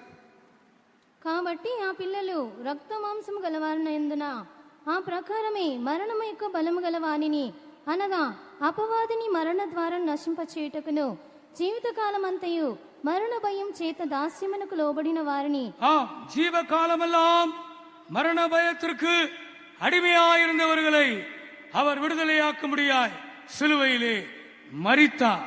జీవిత కాలమంతయు మరణ భయము చేత దాస్యముకు లోబడిన వారిని విడిపించుటకు ఆయన సిలువలో మరణించాను. மரண பயத்திலிருந்து உங்களுக்கு விடுதலை வேண்டுமா? మరణ భయంలో నుండి మీకు విడుదల కావాలేనా? சிலர் தனியா தூங்க மாட்டார்கள். కొంతమంది ఒంటరిగా నిద్రపోలేరు. ஒரு பிரதர், எனக்கு அடுத்த பேட்ச் நினைக்கிறேன், ஒரு பிரதர் ஊழியத்துக்கு வந்தார். ఒక బ్రదర్ నాకు తరువాత బ్యాచ్ ఆయన సేవకు వచ్చాడు. தனியா தங்கவே மாட்டார். అతడు ఒంటరిగా ఎక్కడ కూడా నివసించాడు. அவர் எல்டரான பிறகு கூட, ఆయన ఎల్డర్ అయిన తరువాత కూడా, அவர் சீனியர் பிரதர் ஆன பிறகு கூட, ఆయన సీనియర్ బ్రదర్ అయిన తరువాత కూడా யாராவது அவர் கூட இருக்க வேண்டும். ఎవరైనా అతనితో ఉండాలి. தனியா அவர் தங்கவே மாட்டார். ఒంటరిగా ఆయన ఎక్కడ కూడా నివసించాడు. கேட்டா பயமா இருக்குன்னு சொல்லுவார். అడిగితే భయంగా ఉందని చెప్పేవాడు. ஊழியக்காரர் தான். సేవకుడే பிரசங்கம் எல்லாம் பண்ணுவார், ప్రసంగం అంతా చేసేవాడు, ஊழியம் எல்லாம் செய்வார், సేవ చేసేవాడు. ஆனால் ஒரு நாளும் ஒரு இடத்திலும் அவர் தனிமையாக தங்கி இருந்ததில்லை. ఒక్కరోజు ఏ స్థలంలో కూడా ఒంటరిగా అతడు నివసించినది లేదు. ஒரு நாள் அவர் ஊழியத்தை விட்டு போய்விட்டார். ఒక దినం అతడు సేవను విడిచిపెట్టి వెళ్ళిపోయాను. நான் அந்த ஊர் கன்வென்ஷன் போயிருந்தேன். నేను ఆ ఊరికి కన్వెన్షన్ నిమిత్తం వెళ్ళి ఉంటేని என்னை பார்க்க வந்தார். నన్ను చూచుటకు వచ్చాను. சென்டர் பாஸ் ஆயிட்டேன் நான். అప్పుడు నేను సెంటర్ పాస్ట్ అయ్యిన్నాను. நான் சொன்னேன், தம்பி நீ கூட ஊழியத்தில் இருந்தா இந்நேரம் சென்டர் பாஸ் ஆயிருப்பாய். అప్పుడు నేను చెప్పాను, తమ్ముడు నువ్వు సేవలో ఉంటే ఇప్పుడు నువ్వు సెంటర్ పాస్ట్ అయ్యేవాడివి. ஆண்டவருடைய நாமத்திற்கு மகிமை உண்டாகட்டும். దేవుని యొక్క నామానికి మహిమ కలుగును కాక. பயத்திற்கு அவர் அடிமையாக இருந்தார். భయమునకు అతడు దాసుడుగా ఉండెను. தனிமையாக அவர் இந்த ரூம்ல தங்க முடியவில்லை. ఒంటరిగా రూములో బస చేయలేకపోయాడు. பயத்திற்கு நீங்கள் அடிமைகளா இருக்கிறீர்களா? భయమునకు మీరు దాసులుగా ఉంటున్నారా? அப்படியானால் நீங்கள் அந்த பயத்தை ஜெயிக்க வேண்டும். అలాగైతే మీరు ఆ భయమును జయించవలెను. இந்த முதல் நாள் கூட்டத்திலே நாம் ஜெயிக்க வேண்டியது என்ன என்பதை கண்டுபிடியுங்கள். ఈ మొదటి రోజు కూటములో నేను జయించవలసిన కార్యం ఏంటి అని కనిపెట్టండి. சிலர் தூக்கத்துக்கு அடிமையா இருக்கிறார், కొంతమంది నిద్రకు దాసులుగా ఉంటున్నారు, சிலர் கிரிக்கெட்டுக்கு அடிமையா இருக்கிறார், కొంతమంది క్రికెట్ కి దాసులుగా ఉంటున్నారు, ஆகாரத்துக்கு அடிமையா இருக்கிறார்கள், కొంతమంది ఆహారమునకు దాసులుగా ఉంటున్నారు, சிலர் கன்வென்ஷன் நடந்து கொண்டிருந்தாலும் KFC வேண்டும், కొంతమంది కన్వెన్షన్ జరుగుతున్నప్పటికీ వారికి KFC కావాలి. அவங்க అడిமையா இருக்கிறாங்க. వారు దాసులుగా ఉంటున్నారు. சிலர் டீக்கு அடிமையா இருக்கிறார்கள், కొంతమంది టీకి దాసులుగా ఉంటున్నారు, சிலர் சிகரெட்டுக்கு அடிமையா இருக்கிறார்கள், కొంతమంది సిగరెట్ కి దాసులుగా ఉంటున్నారు. ஒரு நாள் காலையிலே விசிட்டிங் போனேன். ఒక దినం ఉదయాన్నే నేను విజిటింగ్ వెళ్ళి తిని ஒரு பெரிய ఆఫీసర్, ఒక పెద్ద ఆఫీసర్, గవర్నమెంట్ వేலை செய்கிறவர், అతడు ప్రభుత్వ ఉద్యోగం చేయువాడు, நல்ல விசுவாசி, మంచి విశ్వాసి, ஊழியர்களை ரொம்ப கனம் பண்ணுவார், సేవకులను ఎక్కువగా గణపరిచేవాడు, ஐயா என்று தான் கூப்பிடுவார், అయ్యగారు అనే పిలిచేవారు. வீட்டுல போனா நல்ல సాப்பாடு கொடுப்பார், ఇంటికి వెళ్తే మంచి భోజనం పెట్టేవాడు, தசமாங் கொடுப்பார், దశమ భాగం ఇచ్చేవాడు, நல்ல முழங்கால் போட்டு ரொம்ப பயபக்தியாய் ஜபித்து கொண்டு போவார், బాగా తగ్గింపుతో మోకాలు వేసి ప్రార్థన చేసుకుని వెళ్ళేవారు. திடீரென்று அந்த தெருவுக்கு நான் டூ வீலர்ல போகிறேன். హఠాత్తుగా ఆ వీధిలో నేను టూ వీలర్లో వెళ్తున్నాను. அவர் காலையில வாக்கிங் போய் கொண்டிருக்கிறார். ఆయన ఉదయాన్న వాకింగ్ వెళ్తూ ఉన్నాడు. வாக்கிங் போய் கொண்டிருக்கிறார். వాకింగ్ వెళ్తూ ఉన్నాడు. என்னை தூரத்துல பார்த்துட்டார். నన్ను దూరంలో నుంచి చూచాడు. கீழே போட்டு మెదిக்கிறார். కింద పడేసి తొక్కుచున్నాడు. நான் கிட்ட போய் ప్రైజ్ లార్డ్ అయ్యా అని சொன்னேன். నేను దగ్గరికి వెళ్ళి అయ్యగారు ప్రైజ్ లార్డ్ అని చెప్పాను.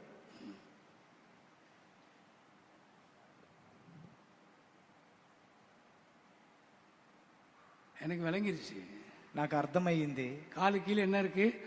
కాళ్ళ కింద ఏముంది? சிகரெட் இருக்கு, సిగరెట్ ఉంది. ஆண்டவருடைய நாமத்திற்கு மகிமை உண்டாகட்டும். దేవుని యొక్క నామానికి మహిమ కలుగును గాక. பிரியமான விசுவாசிகளா இருந்தாலும், ప్రియమైన వారులారా, విశ్వాసులుగా ఉన్నప్పటికీ, ஊழியர்களா இருந்தாலும், సేవకులుగా ఉన్నప్పటికీ நாம் பலரும் பல காரியங்களுக்கு அடிமைகளா இருக்கிறோம். మనం అనేక మంది అనేక కార్యములకు దాసులుగా ఉంటున్నాం. ஆபிரகாம் நாட்களிலே வந்த பஞ்சம், அது ஆபிரகாமை அடிமைப்படுத்தும்படியாய் வந்த பஞ்சம். అబ్రహాము దినముల్లో వచ్చిన ఆ కరువు అబ్రహాముని దాసునిగా మార్చేదానికి వచ్చిన కరువు. எத்தனை பேர் உங்களை அடிமைப்படுத்துற காரியங்கள் வெளியே வர விரும்புகிறீர்கள்? ఎంతమంది మీరు దాసులుగా ఉన్న కార్యంలో నుండి బయటికి రాగోరుచున్నారు? உங்களுடைய கரங்களை உயர்த்தி காட்டுவீங்களா? మీరు చేతులు పైకెత్తి చూపించగలరా? பாஸ்டர், நான் கூட சில காரியங்களுக்கு அடிமையா இருக்கிறேன். పాస్టర్ గారండి, నేను కూడా కొన్ని కార్యములకు దాసులుగా ఉంటున్నాను. கோபத்துக்கு அடிமையா இருக்கிறேன். కోపానికి దాసులుగా ఉంటున్నా. பயங்கரமான கோபம் எனக்கு வருகிறது. భయంకరమైన కోపం నాకు వచ్చుచున్నది. అనేక விஷயங்களுக்கு அடிமையா இருக்கிறேன். నేను అనేక విషయంలో దాసునిగా ఉంటున్నాను. எனக்கு ஒரு விடுதலை வேண்டும். నాకు ఒక విడుదల కావాలి. தன் பாவங்களை மறைக்கிறவன் வாழ்வடைய மாட்டான். అతిక్రమమును దాచిపెట్టువాడు వర్ధిల్లడు. தன் பாவங்களை மறைக்கிறவன் வாழ்வடைய மாட்டான். అతిక్రమమును దాచిపెట్టువాడు వర్ధిల్లడు. அவைகளை விட்டு விடுகிறவனோ அறிக்கை செய்கிறவனோ விட்டு விடுகிறவனோ இரக்கம் பெறுவார். వాటిని ఒప్పుకొని విడిచిపెట్టువాడో కనికరము పొందును. கைகளை உயர்த்தி அறிக்கை செய்யலாமா? చేతుల పైకెత్తి ఒప్పుకోలు చేయుదుము. கைகளை உயர்த்தி அறிக்கை செய்யலாமா? చేతుల పైకెత్తి ఒప్పుకోలు చేయుదుమా? நீங்கள் అడిமையா இருக்கிற காரியத்தை நீங்கள் ஜெயிக்க விரும்புகிறீர்களா? మీరు బానిసగా ఉన్న కార్యములను జయింపగోరుచున్నారా? ஒத்துக்கொள்ளுங்கள். దాన్ని ఒప్పుకొనండి. தேவ சமூகத்திலே ஒத்துக்கொள்ளுங்கள். దేవుని సన్నిధిలో దాన్ని ఒప్పుకొనండి. ஆண்டவரே, இந்த குறிப்பிட்ட விஷயத்திலே நான் அடிமையா இருக்கிறேன். ప్రభువా, ఈ గుర్తింపబడిన కార్యంలో నేను బానిసగా ఉంటున్నా. இந்த வைசாக் கூட்டத்தில் எனக்கு விடுதலை தாங்க. ఈ వైజాగ్ కూటమునందు నాకు విడుదలనివ్వండి. நான் அறிக்கை செய்கிறேன். నేను ఒప్పుకోలు చేయుచున్నాను. கரங்களை உயர்த்தி நான் அறிக்கை செய்கிறேன். చేతులు పైకెత్తి నేను ఒప్పుకోలు చేయుచున్నాను. என்னை எந்த வல்லமை அடிமைப்படுத்த கூடாது. నన్ను ఏ శక్తి కూడా బానిసగా చేయకూడదు.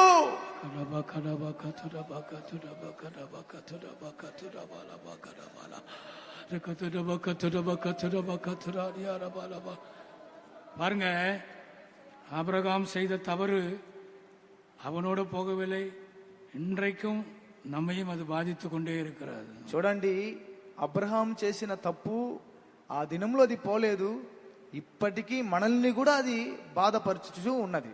நாமும் கூட அதனால் பாதிக்கப்பட்டிருக்கிறோம். మనం కూడా దాని ద్వారా బాధింపబడుచు ఉన్నాం. பாகிஸ்தான் இந்தியா யுத்தம். పాకిస్తాన్ ఇండియా యుద్ధం. இது కారణం யாரு? దీనికి కారణం ఎవరు చెప్పండి. పాకిస్తాన్ యుద్ధం, పాకిస్తాన్ ఇండియాకి యుద్ధం, కారణం யாரு? పాకిస్తాన్ ఇండియాకి యుద్ధం, దానికి కారణం ఎవరు? அன்றைக்கு ஆபிரகாம் பஞ்சத்திலே எகிப்துக்கு போனான். ఆ దినము అబ్రహాము కరువునందు ఐగుప్తుకి వెళ్ళాను. அவன் அன்றைக்கு போகாமல் கர்த்தரை நம்பி அந்த கானானிலே இருந்திருந்தால் ஆகார் இல்லை, இஸ்மவேல் இல்லை. ఆ దినము అతడు దేవుని నమ్మి ఐగుప్తుకి వెళ్లకుండా కనానులోనే ఉంటే హాగారు లేదు, ఇస్మాయేలు లేడు. அது அவனை மாத்திரம் பாதிக்கவில்லை, అది అతన్ని మాత్రము బాధించలేదు. எத்தனையோ தலைமுறை கடந்து ஜீவிக்கிற உலகத்தில் இருக்கிற நம்மையும் அது பாதிக்கிறது. ఎన్నో తరములను దాటి జీవించుచున్న మనల్ని అది బాధపరచుచు ఉన్నది. அடிமைப்படுத்துகிற எந்த காரியத்தையும் நீங்கள் ஜெயிக்க வேண்டும். బానిసగా చేసే ఏ కార్యమునైనా మీరు జయించవలెను. உனக்கு வருகிற சோதனை உன்னை అడిமைப்படுத்த வருகிற சோதனை. నీకు వచ్చే శోధన నిన్ను బానిసగా చేసేదానికి వచ్చే శోధన. యేసు உன்னை விடுதலையாக்குகிறார். యేసు ప్రభు నిన్ను విడిపించుచు ఉన్నాడు. యేసు உன்னை விடுதலையாக்குகிறார். యేసయ్య నిన్ను విడిపించుచున్నాడు. కుమారన్ విడుదలయాకినాల్ మెయ్యాగవే విడుదలయావీர்கள். కుమారుడు మిమ్మల్ని స్వతంత్రులుగా చేసినడలా నిజముగానే మీరు స్వతంత్రులై ఉందురు. సిలువైలే విడుదలై கிடைக்கிறாய். సిలువలో విడుదల స్వతంత్రం లభించుచున్నది. యేసువిன் పాడుகளை தியானிக்கும் போது விடுதலை கிடைக்கிறது. యేసయ్య శ్రమలను ధ్యానించేటప్పుడు విడుదల లభించుచున్నది. యేసుவின் ரத்தம் நமக்கு விடுதலை தருகிறது. యేసయ్య రక్తం మనకి విడుదలనిచ్చుచున్నది. ஆண்டவருடைய நாமத்திற்கு மகிமை உண்டாகட்டும். దేవుని యొక్క నామానికి మహిమ కలుగును గాక. ஒரு ஊழியக்காரர் இப்படி ஜெபம் பண்ணார். ఒక సేవకుడు ఈ విధంగా ప్రార్థన చేశాడు. இயேசுவின் விலாவிலிருந்து வருகிற ரத்தத்தினால் பிசாசே உன்னை நான் ஜெயிக்கிறேன். యేసయ్య పక్కలో నుండి వచ్చిన రక్తం చేత అపవాది నిన్ను నేను జయించుచున్నాను. பிசாசே, இயேசுவின் விலாவிலிருந்து வருகிற ரத்தத்தினால் உன்னை நான் ஜெயிக்கிறேன். అపవాది, యేసు ప్రభు పక్కలో నుండి వచ్చిన రక్తము చేత నేను నిన్ను జయించుచున్నాను. ஒரு பிசாசு துரத்துறார். ఒక అపవాదిని అతడు పారలు తోలుచున్నాడు. ஒரு பிசாசு பிடிச்ச ஆளு இப்படி சொல்லி துரத்திட்டு இருக்கிற அந்த ஊழியக்காரர், ఒక దయ్యం పెట్టిన ఒక వ్యక్తిని ఆ సేవకుడు ఈ విధంగా చెప్పి ప్రార్థన చేయించున్నాడు. பிசாசு போயிடுச்சு. దయ్యం వెళ్ళిపోయింది. அந்த ஆளுக்கு சுகம் கிடைச்சிச்சு. ఆ వ్యక్తికి స్వస్థత లభించెను. அப்ப இன்னொரு பாஸ்டர் அதை பார்த்துக்கிட்டே இருந்தார். అప్పుడు ఇంకొక పాస్టర్ గారు దాన్ని గమనిస్తూ ఉన్నాడు. உள்ள வந்த பிறகு கேட்டாரா, లోపలికి వచ్చిన తర్వాత అడిగాడు, பாஸ்டர் அது என்ன புதுசா இருக்கு, விழாவிலிருந்து வருகிற ரத்தத்தினால் உன்னை நான் துரத்துகிறேன். పాస్టర్ గారు, ఏంటిది కొత్తగా ఉంది? పక్కలో నుండి వచ్చిన రక్తం యేసయ్య ఆ పక్కలో నుండి వచ్చిన రక్తం చేత నేను పారదోలుచున్నాను అని చెప్తాను. అది కొత్తగా. இயேசுவின் விழாவிலிருந்து வருகிற ரத்தத்தினால் பிசாசே உன்னை ஜெயிக்கிறேன். యేసయ్య పక్కలో నుండి వచ్చిన రక్తము చేత అపవాదిని నేను జయించుచున్నాను. చెప్పండి. బ్రదర్ చెప్పండి.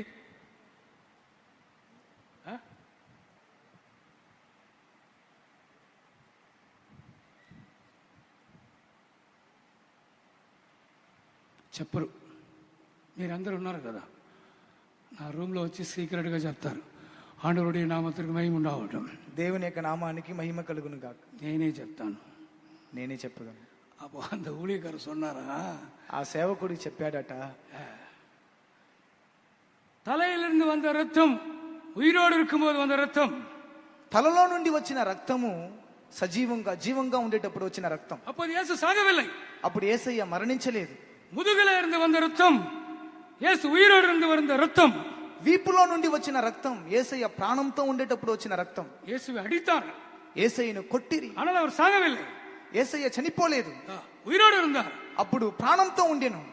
இயேசுவின் கையிலிருந்து ரத்தம் வடிந்தது, యేసయ్య చేతుల్లో నుండి రక్తము కారెను, இயேசுவின் கால்களிலிருந்து ரத்தம் வடிந்தது, యేసయ్య కాల్లో నుండి రక్తము కారెను. அப்போதெல்லாம் கூட இயேசு உயிரோடு இருக்கிறார். అప్పుడు యేసు ప్రభు ప్రాణంతోనే ఉన్నాడు. 3 ஆணிகளிலே அவர் தொங்கிக் கொண்டிருக்கிறார். 3 మేకుల మీద ఆయన వేలాడుచున్నాడు. பிதாவே, இவர்களுக்கு மன்னியும், తండ్రి వీరిని క్షమించుము, இவர்கள் தாங்கள் செய்கிறது இன்னதென்று அறியாதிருக்கிறார்கள். వీరు చేయనది ఏమో వీరు తెలియకుండా చేయుచున్నారు.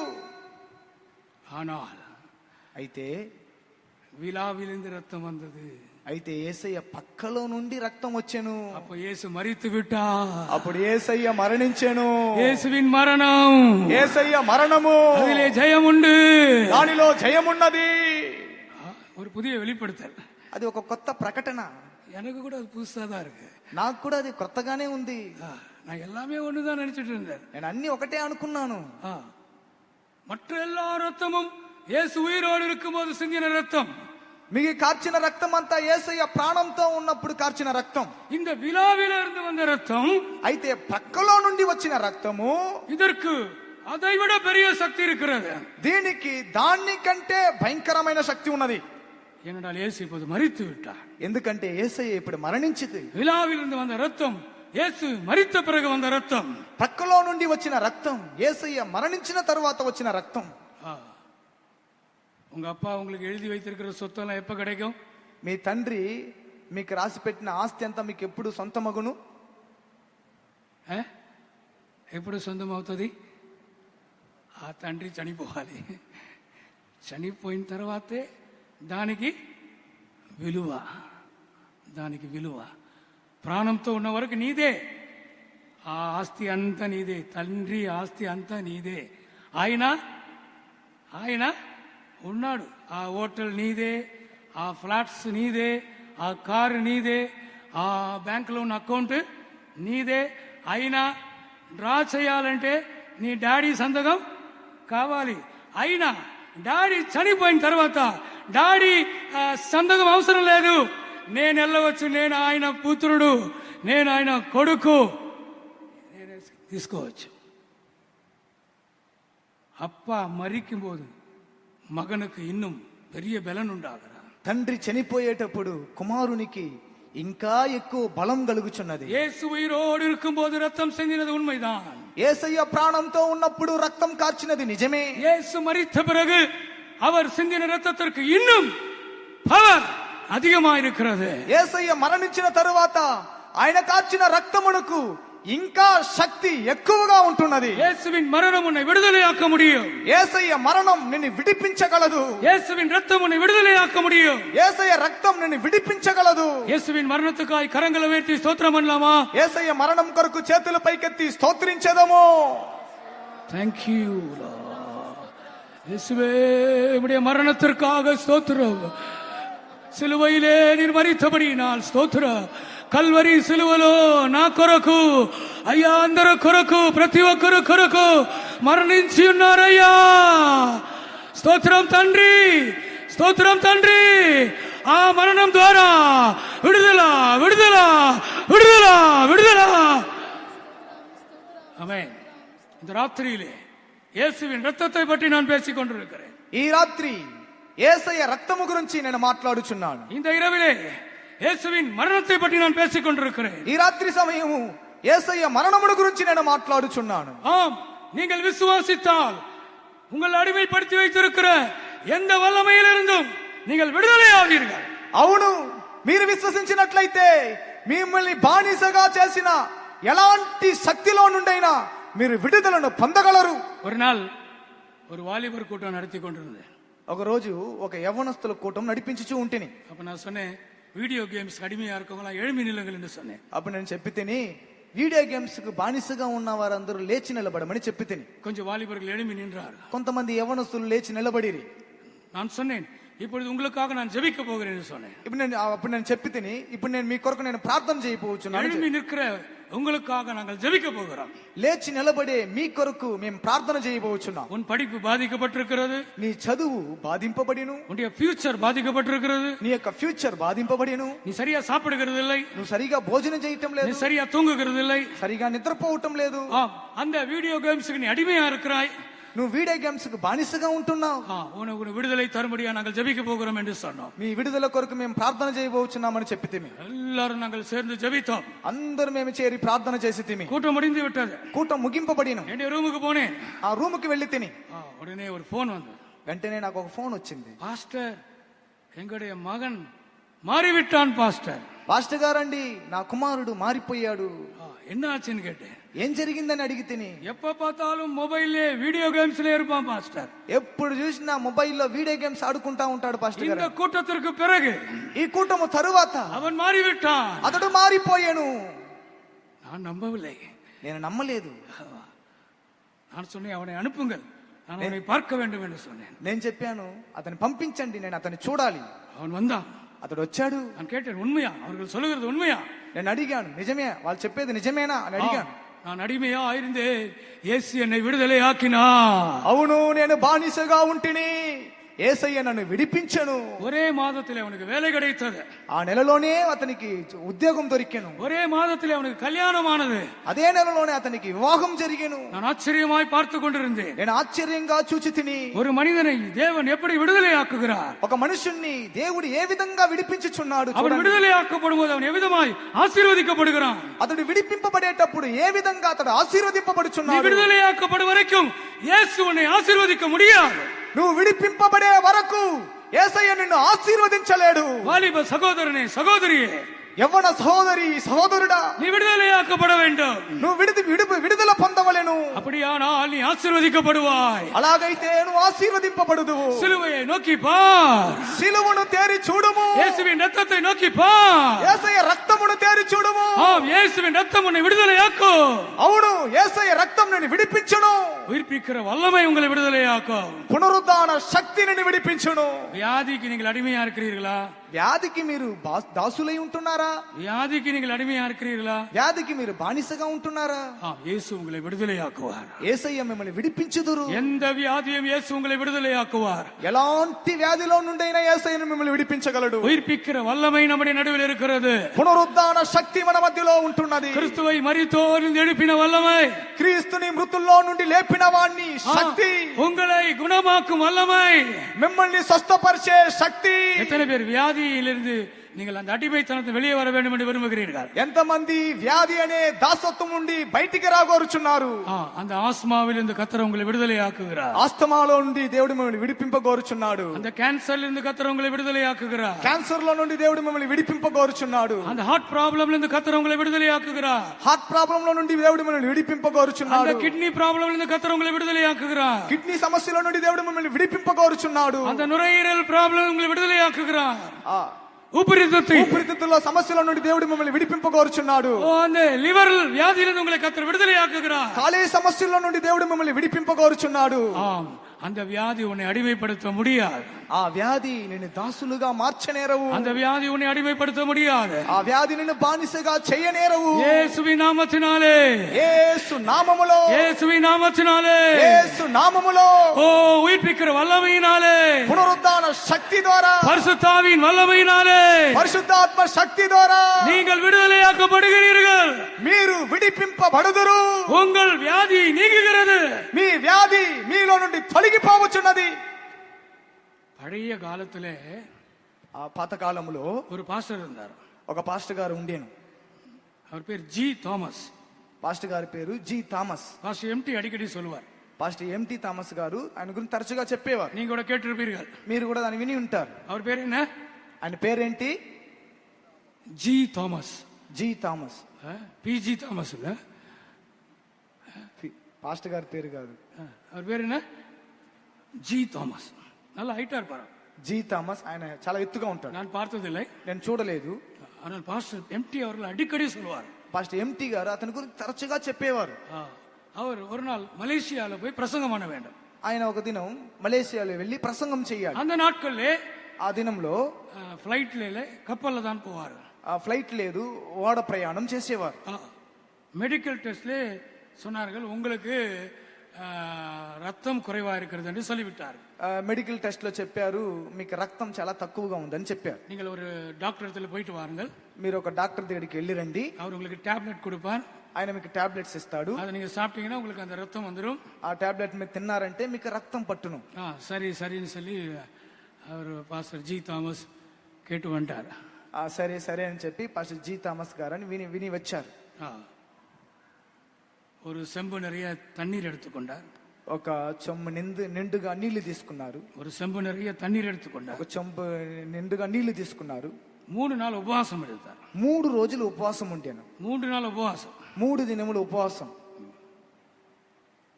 அப்புறமா 3வது நாள் அந்த செம்பு தண்ணி குடிச்சிட்டார். 3వ దినం చెంబు నీళ్లు అలాగే తాగిన. இவர் மெடிக்கல் டெஸ்ட் போக வேண்டும். ఇప్పుడు అతను మెడికల్ టెస్ట్ కి వెళ్ళాలి. போனா டாக்டர் சொல்றார், பயங்கரமா இருக்கு, ரத்தம் ஏறி இருக்கு அப்படின்னாரு. డాక్టర్ చెప్పారు, భయంకరంగా రక్తం చాలా బాగా పట్టిందని చెప్పారు. நீங்க எந்த டாக்டர் போனீர்கள்? మీరు ఏ డాక్టర్ దగ్గరికి వెళ్ళితిరి? நீங்க என்ன மருந்து சாப்பிட்டீர்கள்? మీరు ఏ మందు తిన్నారు? சொன்னார், நான் ஒரு பாஸ்டர். ఆయన చెప్పారు, నేను ఒక పాస్టర్ గారు, நான் மருந்து எடுக்கிறது இல்லை, నేను మందు తీసుకోవటం లేదు, இயேசுதான் எனக்கு வைத்தியர், యేసయ్యనే నాకు వైద్యుడు. நான் 3 நாள் உபவாசம் எடுத்தேன், నేను 3 రోజులు ఉపవాసం ఉంటిని, ஒரு செம்பு தண்ணி வைத்து நான் ஜெபித்துக் கொண்டிருந்தேன், చెంబు నీళ్లను పట్టి నేను ప్రార్థన చేయించు ఉంటిని. எனக்குள்ள இருக்கிற ரத்தம் இயேசுவின் ரத்தம், నాలో ఉండే రక్తము యేసయ్య రక్తం. ஹல்லேலூயா హల్లెలూయా. பிரியமானவர்களே, வியாதிக்கு அடிமையா இருக்கிறவர்களோடு நான் பேசிக் கொண்டிருக்கிறேன். ప్రియమైన వారలారా, వ్యాధికి బానిసగా ఉన్న వారిని గురించి నేను మాట్లాడుచున్నాను. బలహీనத்திலே அடிமையா இருக்கிறவர்களோடு நான் பேசிக் கொண்டிருக்கிறேன். బలహీనంలో బానిసగా ఉన్న వారి గురించి మాట్లాడుచున్నాను. உன் பஞ்சத்தை அவர் மாற்றுகிறார், నీ కరువుని ఆయన మార్చుచున్నాడు. இனி நீ அடிமை அல்ல. ఇక నువ్వు దాసులు కాదు. எந்த வியாதியை உன்னை அடிமைப்படுத்த முடியாது. ఏ వ్యాధి నిన్ను దాసునిగా చేయనేరవు. உயிர்ப்பிக்கிற வல்லமையினால் நீ சுகமாகிறாய். పునరుద్ధాన శక్తి ద్వారా నువ్వు స్వస్థత పొందుచున్నావు. ஆவியானவர் இங்கே உலாவுகிறார். ఆత్మదేవుడు ఇక్కడ సంచరించుచున్నాడు. ஆமென். இன்னொரு விஷயத்தையும் கூட இந்த பஞ்சத்தை பற்றி சொல்லிவிட்டு நான் முடிக்கிறேன். ఇంకొక విషయం కూడా ఈ కరువును గురించి చెప్పి నేను ముగించుచున్నాను. நான் சொன்னேன், இந்த பஞ்சம் ஆபிரகாமின் நாட்களிலே வந்த பஞ்சம், அடிமைத்தனத்திற்கு கொண்டு போகிற பஞ்சம். నేను చెప్పితేని ఈ కరువు అబ్రహాము దినంలో వచ్చిన కరువు, ఇది మనని బానిసత్వమునకు దాసత్వమునకు తీసుకుని వెళ్ళే కరువు. இன்னொன்றையும் நான் இந்த விஷயத்தில் இந்த நேரத்திலே சொல்ல விரும்புகிறேன். ఇంకొక కార్యాన్ని కూడా ఈ సందర్భంలో నేను చెప్పగోరుచున్నాను. இந்த பஞ்சம் உன்னை அழிக்கும்படியாய் வருகிற பஞ்சம். ఈ కరువు నిన్ను నశింపజేసేదానికి వచ్చే కరువు. ஆண்டவருடைய நாமத்திற்கு மகிமை உண்டாவதாக. దేవుని యొక్క నామానికి మహిమ కలుగును గాక. பஞ்சம் வந்தா ஆபிரகாம் அழிந்து விடுவார். కరువు వస్తే అబ్రహాము నశించిపోతాడు. ஆபிரகாம் மூலமா தான் கிறிஸ்து வர வேண்டும். అబ్రహాము ద్వారానే క్రీస్తు రావాలను. ஆதாம் தோற்றுவிட்டான். అబ్రహాము ఆదాము అపజయం పొందెను. ஆதாமின் மூலமாக ఆదాము ద్వారా கிறிஸ்து வர வேண்டும். క్రీస్తు రావలెను. ஆதாம் துவக்கம், ఆదాము యొక్క ప్రారంభం, கிறிஸ்து முடிவு, క్రీస్తు ముగింపు. இதான் தேவனுடைய பிளான். ఇదే దేవుని యొక్క ప్రణాళిక. ஆனால் ஆதாமிடத்திலே பிசாசு விளையாடி விட்டார். అయితే ఆదాము విషయంలో అపవాది ఆట్లాడుకొనేను. தேவன் மேல் அவனுக்கு சந்தேகம் வந்து விட்டார். దేవుని మీద అతనికి సందేహం వచ్చాను. அவள் தொடக்கூடாது என்று சொன்ன கனியை புசித்து விட்டார். తినకూడదు అనే ఆ ఫలమును అతడు తినెను. ஆனால் కర్తర్ అங்கே ఆబ్రహాము எழுப்புகிறார். అయితే దేవుడు అక్కడ అబ్రహామును లేపుచున్నాడు. அவனுக்கு வாக்குத்தத்தங்களை கொடுக்கிறார். అతనికి వాగ్దానములు ఇస్తున్నాడు. 100 వయసులో ఈసాకై கொடுக்கிறார். 100 ఏండ్లో ఇస్సాకునిచ్చాడు. கிறிஸ்துவை அந்த சந்ததியிலே கொண்டு வரும்படியாக, క్రీస్తుని ఆ సంతతిలో తీసుకొని రావు నిమిత్తం ஆண்டவருடைய நாமத்திற்கு மகிமை உண்டாகட்டும். దేవుని యొక్క నామానికి మహిమ కలుగును గాక. ஆபிரகாம் இல்லாவிட்டால் கிறிஸ்து இல்லை. అబ్రహాము లేనట్లయితే క్రీస్తు లేడు. கிறிஸ்து ஆபிரகாமின் சந்ததியா இருக்கிறார். క్రీస్తు అబ్రహాము సంతతి అయి ఉన్నారు. ஆம் பிரியமானவர்களே, ஆபிரகாம் இல்லாவிட்டால் கிறிஸ்து இல்லை, అవును ప్రియమైన వారలారా, అబ్రహాము లేనట్లయితే క్రీస్తు లేడు. கிறிஸ்து இல்லாவிட்டால் புதிய ஏற்பாட்டு சபை இல்லை. క్రీస్తు లేనట్లయితే క్రొత్త నిబంధన సంఘము లేదు. கிறிஸ்து இல்லாவிட்டால் சியோன் இல்லை. క్రీస్తు లేనట్లయితే సియోను లేదు. புதிய எருசலேம் இல்லை. నూతన యెరూషలేము లేదు. ஆம், கிறிஸ்து மாம்சத்திலே மரிக்க வேண்டும். క్రీస్తు శరీరములో మరణించవలెను. அதற்கு ஆபிரகாமை பாதுகாக்க வேண்டும். అందుకు అబ్రహాముని కాపాడవలెను. அவனுடைய சந்ததியை பாதுகாக்க வேண்டும். అతని యొక్క సంతానమును కాపాడవలెను. பஞ்சம் உன்னையும் உன் சந்ததியும் அழிக்கும்படியாய் வருகிறது. కరువు నిన్ను నీ సంతతిని నశింపు చేయ నిమిత్తం వచ్చుచున్నది. ஒரு ஆவிக்குரிய சந்ததியை அது அழிக்கும்படியாய் வருகிறது. ఒక ఆత్మీయ సంతతిని అది నశింపజేయ నిమిత్తం వచ్చుచున్నది. ஒரு பரிசுத்தமுள்ள சந்ததியை அழிக்கும்படியாய் வருகிறது. ఒక పరిశుద్ధమైన సంతతిని అది నశింపజేయ నిమిత్తం వచ్చుచున్నది. ஆம் பிரியமானவர்களே, இந்த இடத்திலே நான் உங்களுக்கு சொல்ல விரும்புகிறேன். అవును ప్రియమైన వారలారా, ఈ స్థలంలో నేను నీకు చెప్పగోరుచున్నాను, உன்னை ஒரு வல்லமே அழிக்க முடியாது. నేను ఏ శక్తి కూడా నశింపజేయవు. இந்த பிரதர் சாட்சி சொன்னார் இல்லையா? ఇప్పుడు బ్రదర్ గారు సాక్ష్యం చెప్పారు కదా. அவர் தற்கொலை செய்து கொள்ள விரும்பினார். అతడు ఆత్మహత్య చేయాలని కోరాడు. ஆனால் அவரால் முடியவில்லை. అయితే అతనికి అది వీలు కాలేదు. உன்னை ஒரு வல்லமே அழிக்க முடியாது. ఏ శక్తి కూడా నేను నశింపజేయవు. பயப்படாதீங்க, భయపడకండి. ஊழியர்களே பயப்படாதீங்க. సేవకులారా భయపడకండి. நான் ஊழியத்துல கடைசி வரை இருப்பேனா? సేవలో నేను అంతం వరకు ఉందునా? நான் இன்னைக்கு சென்ட்ரல் பாஸ்டரா உங்கள் மத்தியிலே நிற்கிறேன். ఇప్పుడు నేను సెంటర్ పాస్ట్ గా మీ మధ్యలో నిలబడి ఉన్నాను. தேவனுடைய கிருபை, దేవుని యొక్క కృప, அது தேவனுடைய திட்டம், అది దేవుని యొక్క ఉద్దేశం, அது தேவனுடைய மனதில் இருந்த காரியம், అది దేవుని యొక్క మనసులో ఉన్న కార్యం. என்னுடைய பக்தி அல்ல, నా యొక్క భక్తి కాదు, என்னுடைய சக்தி அல்ல, నా యొక్క శక్తి కాదు, என்னுடைய திறமைகள் அல்ல, నా యొక్క సామర్థ్యం కాదు, என்னுடைய பரிசுத்தம் அல்ல, నా యొక్క పరిశుద్ధత కాదు, என்னுடைய தாழ்மை அல்ல, నా యొక్క తగ్గింపు కాదు. என்னால் இந்த ஊழியம் செய்ய முடியாது என்று நான் சொல்லி இருக்கிறேன். నా వల్ల ఈ సేవ చేయలేను అని నేను చెప్పి ఉన్నాను.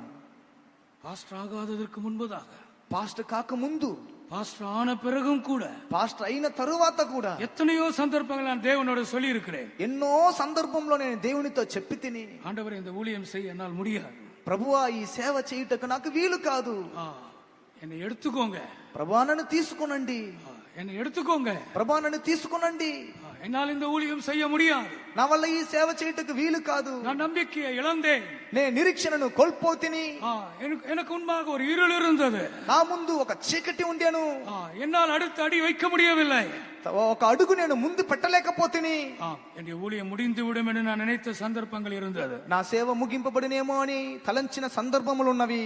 ஆனாலும் நான் இன்றைக்கு உங்கள் மத்தியிலே தேவனுடைய ஊழியத்தை செய்து கொண்டிருக்கிறேன். అయితే నేను మీ మధ్యలో ఇప్పుడు దేవుని యొక్క సేవను చేయుచూ ఉన్నాను. ஊழியர்களே, సేవకులారా, ஊழியர்களே, సేవకులారా, உங்கள் ஊழியத்தை அழிக்க ஒரு வல்லமை போராடி கொண்டிருக்கிறார். మీ సేవను నశింపజేసేదానికి ఒక శక్తి పోరాడుచున్నది. உனக்குள்ள இருக்கிற கிருபையை அழிக்கும்படி போராடி கொண்டிருக்கிறார். నీలో ఉన్న కృపను నశింపజేసేదానికి పోరాడుచున్నది. உனக்குள்ள இருக்கிற ஜெபாவி அழிக்கும்படி அவன் போராடி கொண்டிருக்கிறான்.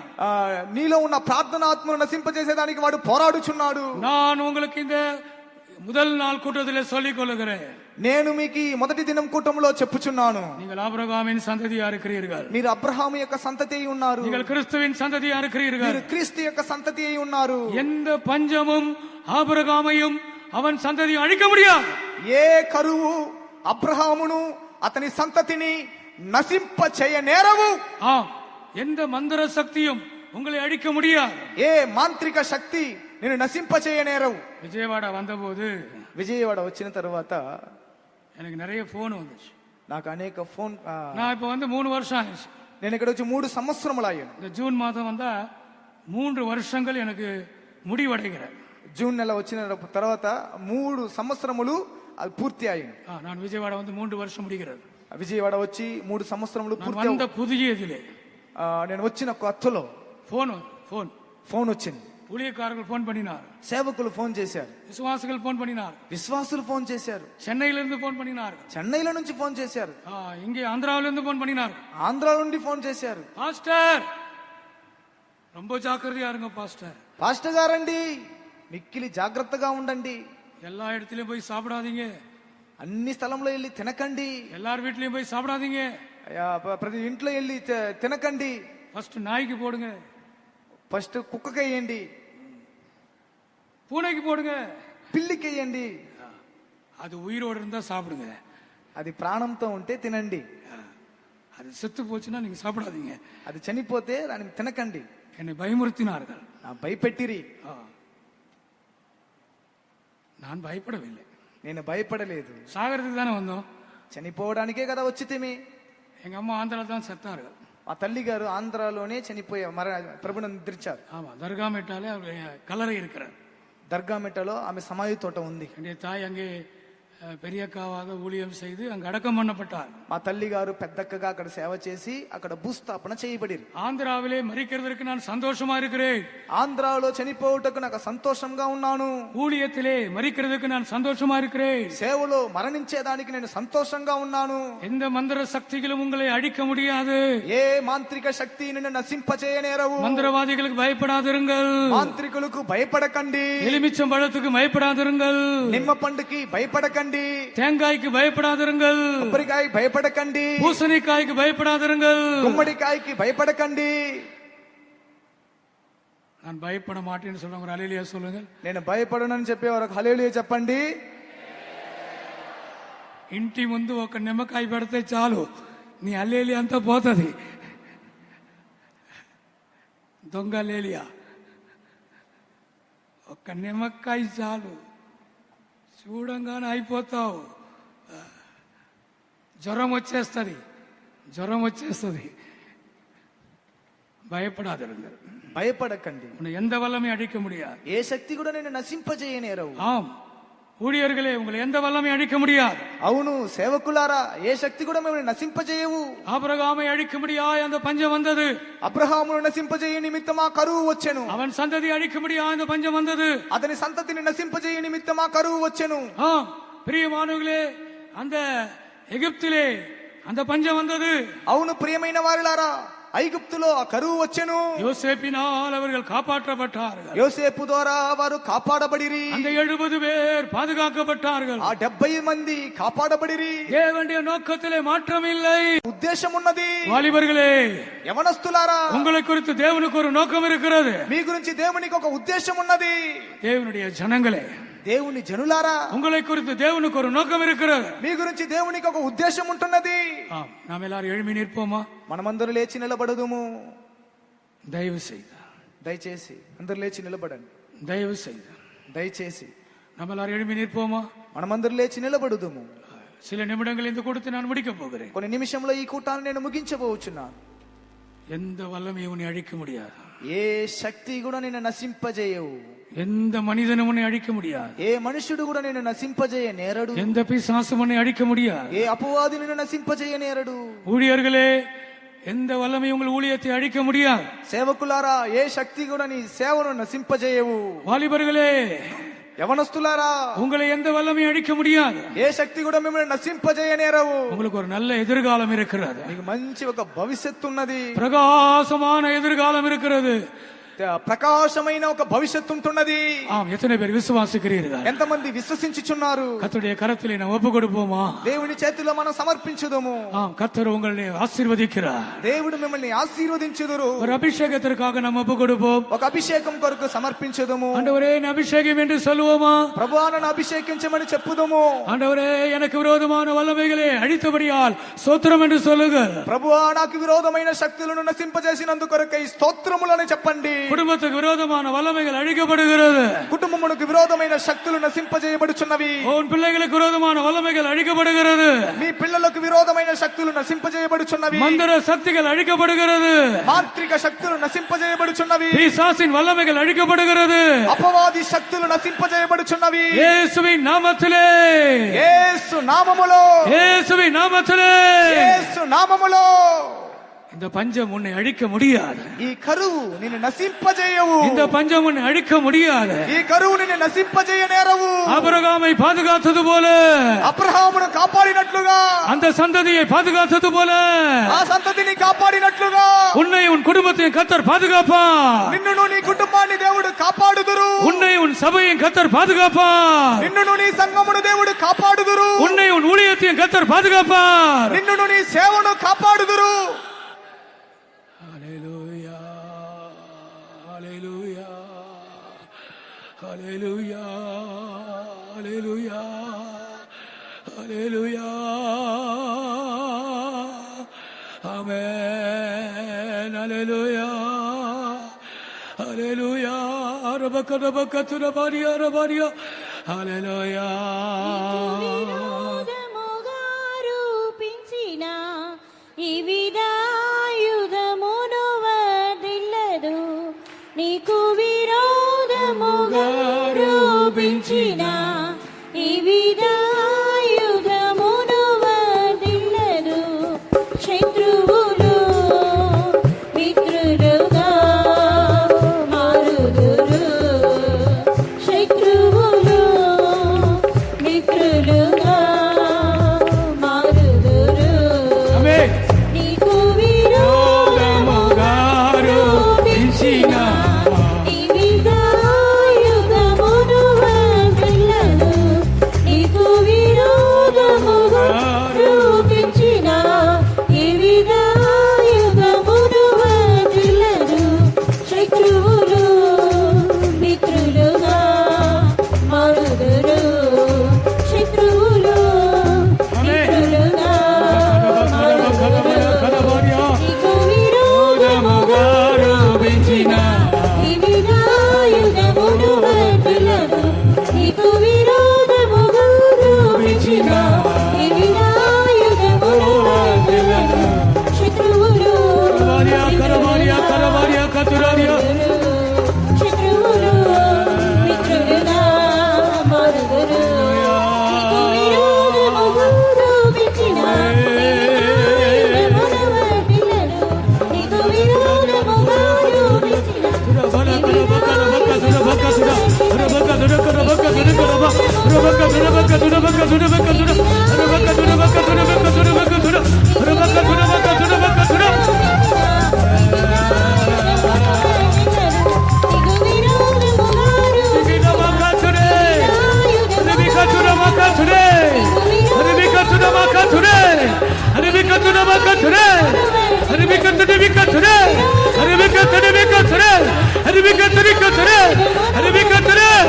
నీకు విరోధముగా ఈ విదాయుధమును హల్లెలూయా హల్లెలూయా హల్లెలూయా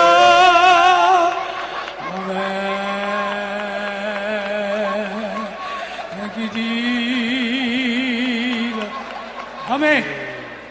கடன்பட்ட உங்களோடு நான் பேச விரும்புகிறேன். கடன்பட்ட உங்களோடு நான் பேச விரும்புகிறேன். అప్పుల పాలైన మీతో నేను మాట్లాడగోలుచున్నాను. బైబిల్లో ఒక వచనం இருக்கிறது. బైబిల్లో ఒక వాక్యం ఉంది. கடன் வாங்கினவன் கடன் கொடுத்தவனுக்கு அடிமை. అప్పు తీసుకున్నవాడు అప్పు అప్పు అప్పు ఇచ్చిన వానికి దాసుడు. கடன் வாங்கினவன் கடன் கொடுத்தவனுக்கு அடிமை. అప్పు తీసుకున్నవాడు అప్పు ఇచ్చిన వానికి దాసుడు. இங்க இருக்கிற நிறைய பேர் கடன் பிரச்சனைகளோடு இருக்கிறீர்கள். ఇక్కడ ఉన్న వాళ్ళు అనేక మంది అప్పుల సమస్యల్లో ఉన్నారు. கடன் என்றால் நீங்கள் அடிமைத்தனத்தில் இருக்கிறீர்கள். అప్పు ఉంటే మీరు బానిసత్వంలో ఉన్నారు. அபிரகாமின் பஞ்சம் அடிமைத்தனத்திற்கு கொண்டு போகிற பஞ்சம். అబ్రహాము యొక్క కరువు దాసత్వంలోనికి తీసుకుని వెళ్ళే కరువు. இங்க இருக்கிற நீங்கள் கடன் பிரச்சனை வெளியே வர வேண்டும் என்று நாங்கள் விரும்புகிறோம். ఇక్కడ ఉన్న మీరు అప్పుల సమస్యల నుండి బయటికి రావాలని మేము కోరుచున్నాం. இந்த ஸ்டேஜில் இருக்கிற ஊழியக்காரர்களுக்கு கடன் இல்லை.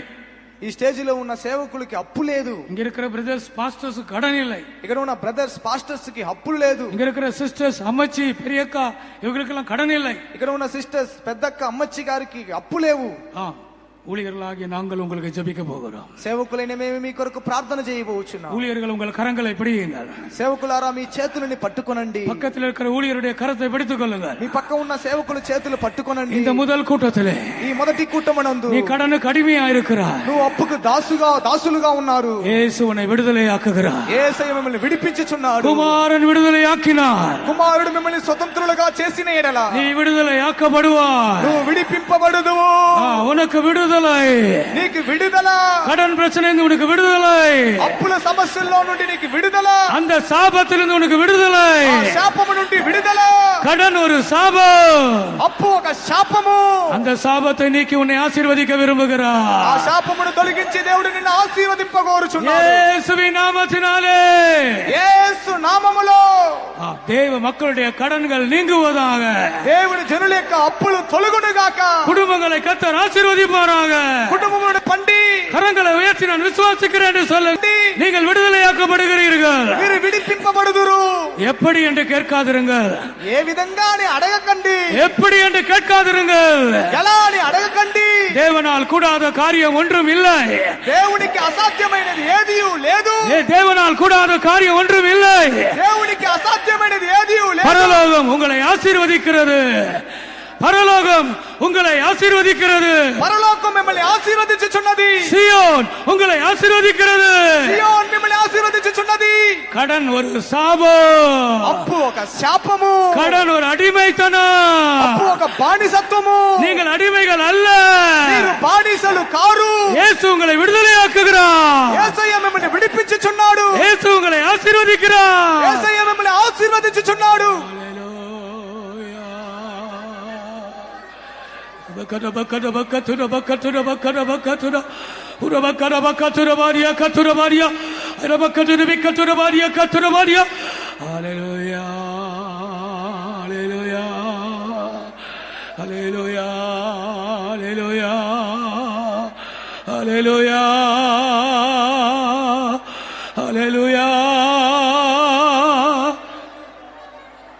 பஸ்காட்டுக்குட்டின் ரத்தம். పస్కా గొర్రె పిల్ల యొక్క రక్తము. பஸ்காட்டுக்குட்டின் ரத்தம் పస్కా గొర్రె పిల్ల యొక్క రక్తం உங்களை விடுதலையாக்குகிறது. మిమ్మల్ని విడిపించుచున్నది. ஆண்டவர் அந்த பஸ்காவை புசிக்கும் போது சொன்னாராம், దేవుడు చెప్పాను, పస్కాను భుజించేటప్పుడు చెప్పాను, அந்த ரத்தத்தை உங்கள் நிலைக்கால்கள் வாசல்களிலே மேற்சட்டத்திலே நிலைக்கால்களே தெரியுங்கள். ఆ రక్తమును మీ యొక్క గుమ్మముల మీదను నిలువుట కమ్ముల మీదను దాన్ని ప్రోక్షించండి. அது మాత్రమல்ல, అది మాత్రము కాదు, நீங்கள் உங்கள் அறையை கட்டிக்கொள்ளுங்கள். మీ నడుముని మీరు కట్టుకొనండి. நீங்கள் உங்கள் பாதரட்சியை உடுத்திக் கொள்ளுங்கள். మీ పాదరక్షణను మీరు తొడుగుకొనండి. அதுக்கப்புறம் சாப்பிடுங்க. దానికి తరువాత దాన్ని తినండి. அந்த ஆட்டுக்குட்டியின் மாംசத்தை சாப்பிடுங்கள். ఆ గొర్రె పిల్ల యొక్క మాంసమును తినండి. அந்த அந்த அந்த அந்த கீரையை சாப்பிடுங்கள். ఆ చేదు కూరను తినండి. அந்த அப்பத்தை சாப்பிடுங்கள். ఆ రొట్టెను తినండి. நல்லா ட்ரெஸ் பண்ணிட்டு சாப்பிட சொல்றார். మంచిగా డ్రెస్ చేసుకొని తినమన్నాడు. பெல்ட் கட்டிக்கொண்டு சாப்பிட சொல்றார். బెల్ట్ కట్టుకొని తినమన్నాడు. செருப்பு போட்டுக்கொண்டு சாப்பிட சொல்லுகிறார். చెప్పులు వేసుకొని తినమంటున్నాడు. அதன் அர்த்தம் என்ன தெரியுமா? దానికి అర్థం ఏంటో తెలుసా? அந்த ஆட்டுக்குட்டியின் மாம்சத்தை புசிக்கும் போது, ఆ గొర్రె పిల్ల యొక్క మాంసమును తినేటప్పుడు உனக்கு விடுதலை. నీకు విడుదల உடனே, వెంటనే. நாளைக்கு அல்ல, రేపు కాదు, அடுத்த மாதம் அல்ல, వచ్చే నెల కాదు, இப்பொழுதே. ఇప్పుడే. எத்தனை பேர் நம்புகிறீர்கள்? ఎంతమంది నమ్ముచున్నారు? இயேசுவின் ரத்தத்தை உரிமை பாராட்டுங்கள். యేసయ్య రక్తాన్ని హక్కు చూపించండి. இயேசுவின் ரத்தத்தை உரிமை பாராட்டுங்கள். యేసయ్య రక్తాన్ని హక్కు చూపించండి. இயேசுவின் மரணத்தை உரிமை பாராட்டுங்கள். యేసయ్య మరణమును హక్కు చూపించండి. அற்புதம் நாளைக்கல்ல, అద్భుతము రేపు కాదు, விடுதலை நாளைக்கல்ல, విడుదల రేపు కాదు, ஆசீர்வாதம் நாளைக்கல்ல, ఆశీర్వాదం రేపు కాదు, இன்றைக்கு, ఈ దినమే, இப்பொழுது, ఇప్పుడే, இந்த கூட்டத்திலே, ఈ కుటుంబనందే, இந்த ராத்திரியிலே, ఈ రాత్రి సమయమునందే ஆசீர்வாதங்களை பெற்றுக்கொள்ளுங்கள். ఆశీర్వాదమును పొందండి.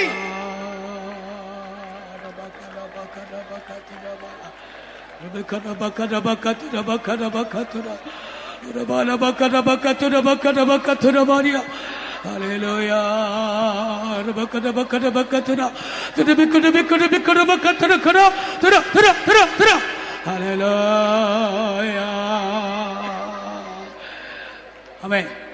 இந்த இரவிலே கர்த்தர் உங்களை விடுதலை ஆக்கி இருக்கிறார். ఈ రాత్రి సమయం దేవుడు మిమ్మల్ని విడిపించి ఉన్నాడు. ஆமென்.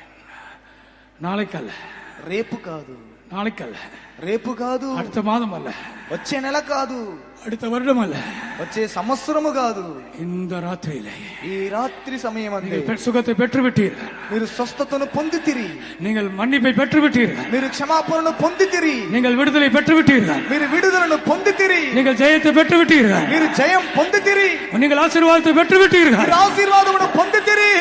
விசுவாசிக்கிறவர்கள் கரங்களை உயர்த்தி ஸ்தோத்திரம் பண்ணுங்கள். విశ్వసించి వారు చేతులు పైకెత్తి స్తోత్రించెదము.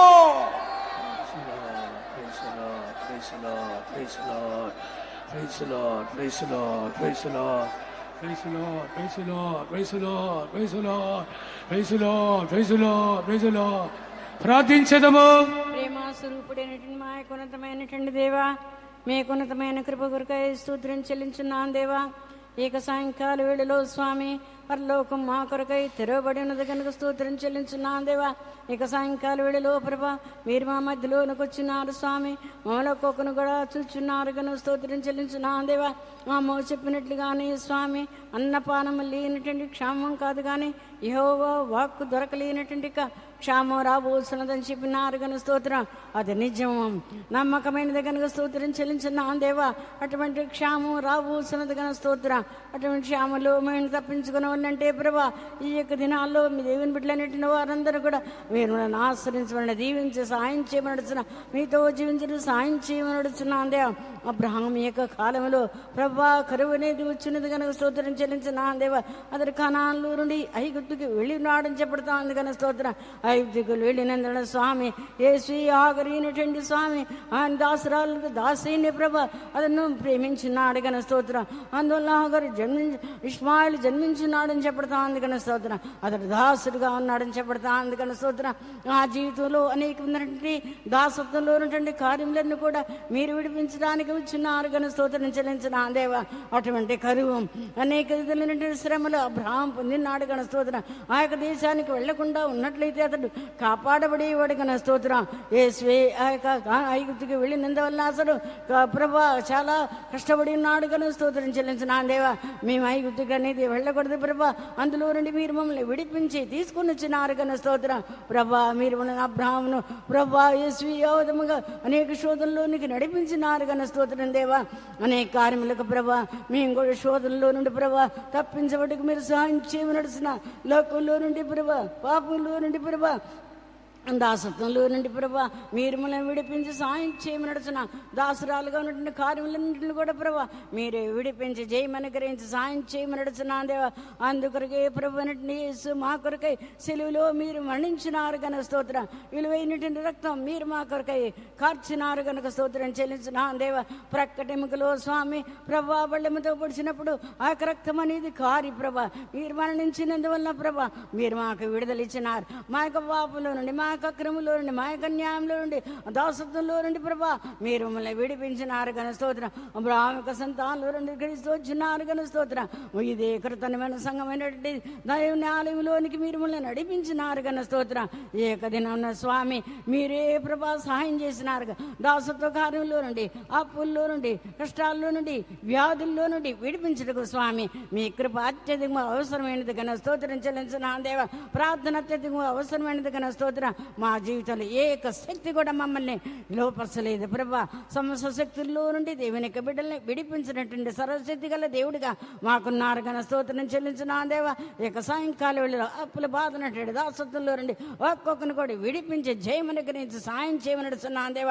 గొర్రెపిల్ల యొక్క రక్తం ప్రభా, గొర్రెపిల్ల యొక్క మాంసము ప్రభా నడుము కట్టుకొని చెప్పులు తొడుకొని త్వరితముగా వాటిని భుజించాలని చెప్పడుతా అంది ప్రభా. ఆ యొక్క మాంసం తినేటప్పుడు మా జీవితంలోనూ మా శరీరంలోనూ ఆరోగ్యము బలము సంతోషం దొరుకుతున్నది కనుక స్తోత్రం.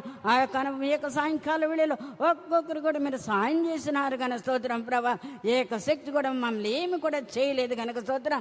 ప్రతి నిత్యం మీరు మనల్ని కాపాడండి, ఆశ్రయించండి, దీవించండి ప్రభా. యేసువే ఎల్లప్పుడు కూడా ఈ యొక్క వాక్యం ఒక హృదయంలో ఫలింపజేసి నూరెట్లుగా ఫలింపజేయండి, ఆశ్రయించి దీవించి మీ యొక్క మిమ్మల్ని రాకడికి సిద్ధపరచమని మా ప్రభువైన యేసు క్రీస్తు పేరిట వేడుకొనుచున్నాం స్వామి.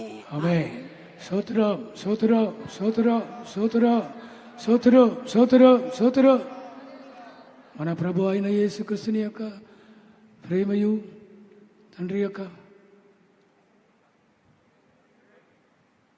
మన ప్రభు అయిన యేసుక్రీస్తుని యొక్క ప్రేమయు తండ్రి యొక్క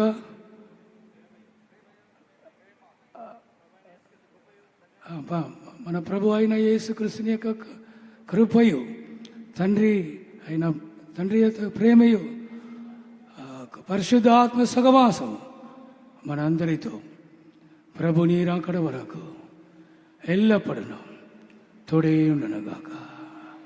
హల్లెలూయా హల్లెలూయా అందరూ కలిసి హల్లెలూయా చెప్పండి. హల్లెలూయా. Praise lord. అందరికీ ప్రైజ్ లార్డ్. వచ్చిన వారందరికీ భోజనం కలదు.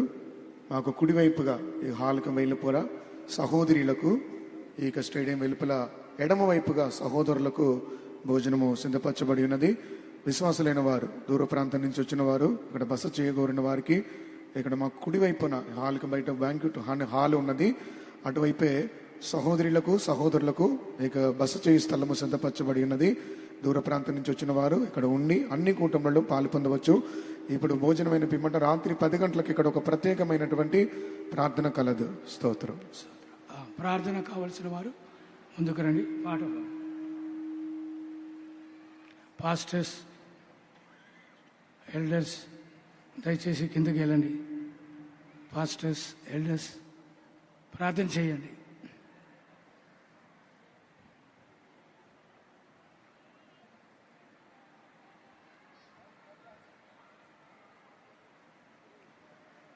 త్వరగా పాస్టర్స్ ఆలోచిస్తున్నారు. కల్వారిలో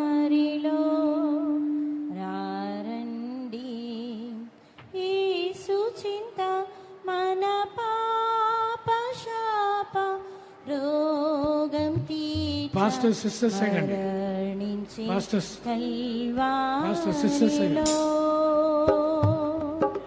జ్ఞాన వైద్యునిగా శివలో ఘోర వ్యాధులన్నీ తీర్చినుగా, జ్ఞాన వైద్యునిగా బహు ప్రీతిగా శివలో ఘోర వ్యాధులన్నీ తీర్చినుగా, క్షమించిను తీర్చెను మన శాపములను, మిమ్ము ప్రేమతో పిలుచుచుండే, క్షమించెను పాపమును, తీర్చెను మన శాపములను, మిమ్ము ప్రేమతో పిలుచుచుండే. రండి యేసు చింత మన పాప రోగ శాపం తీర్చ మరణించే కల్వారిలో, పాపం పెరిగినందు ఘోర వ్యాధులు పెరిగే, జనులల సిరి తమ యవ్వనంలో, పాపం పెరిగినందు ఘోర వ్యాధులు పెరిగే, జనులల సిరి తమ యవ్వనంలో, పాపము తొలగించి మన్నింపు మీరు పొందుటచే నిత్యం మీరు ఆనందింతురు. పాపము తొలగించి మన్నింపు మీరు పొందుటచే నిత్యం మీరు ఆనందింతురు.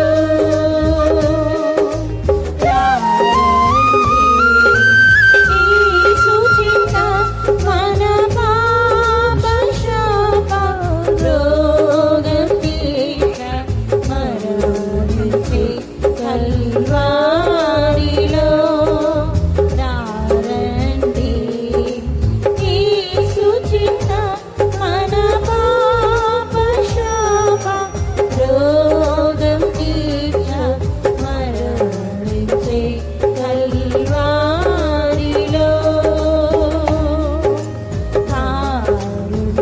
కారుణ్యకరంతో బహు తీరని రోగముల్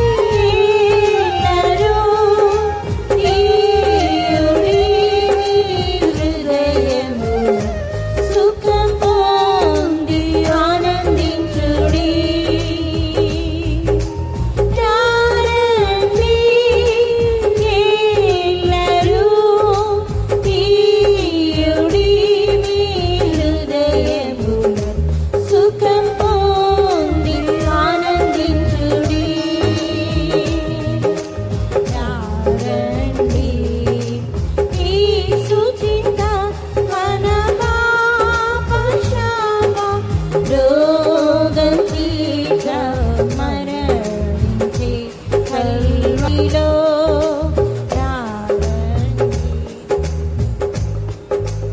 சோதரம் சோதரம் சோதரம் சோதரம் தேவன் ஒவ்வொருவரையும் தொட்டபடியினால் சோதரம் அனுபவம் స్తోత్రం. சோதரம் சோதரம் சோதரம் హల్లెలూయా.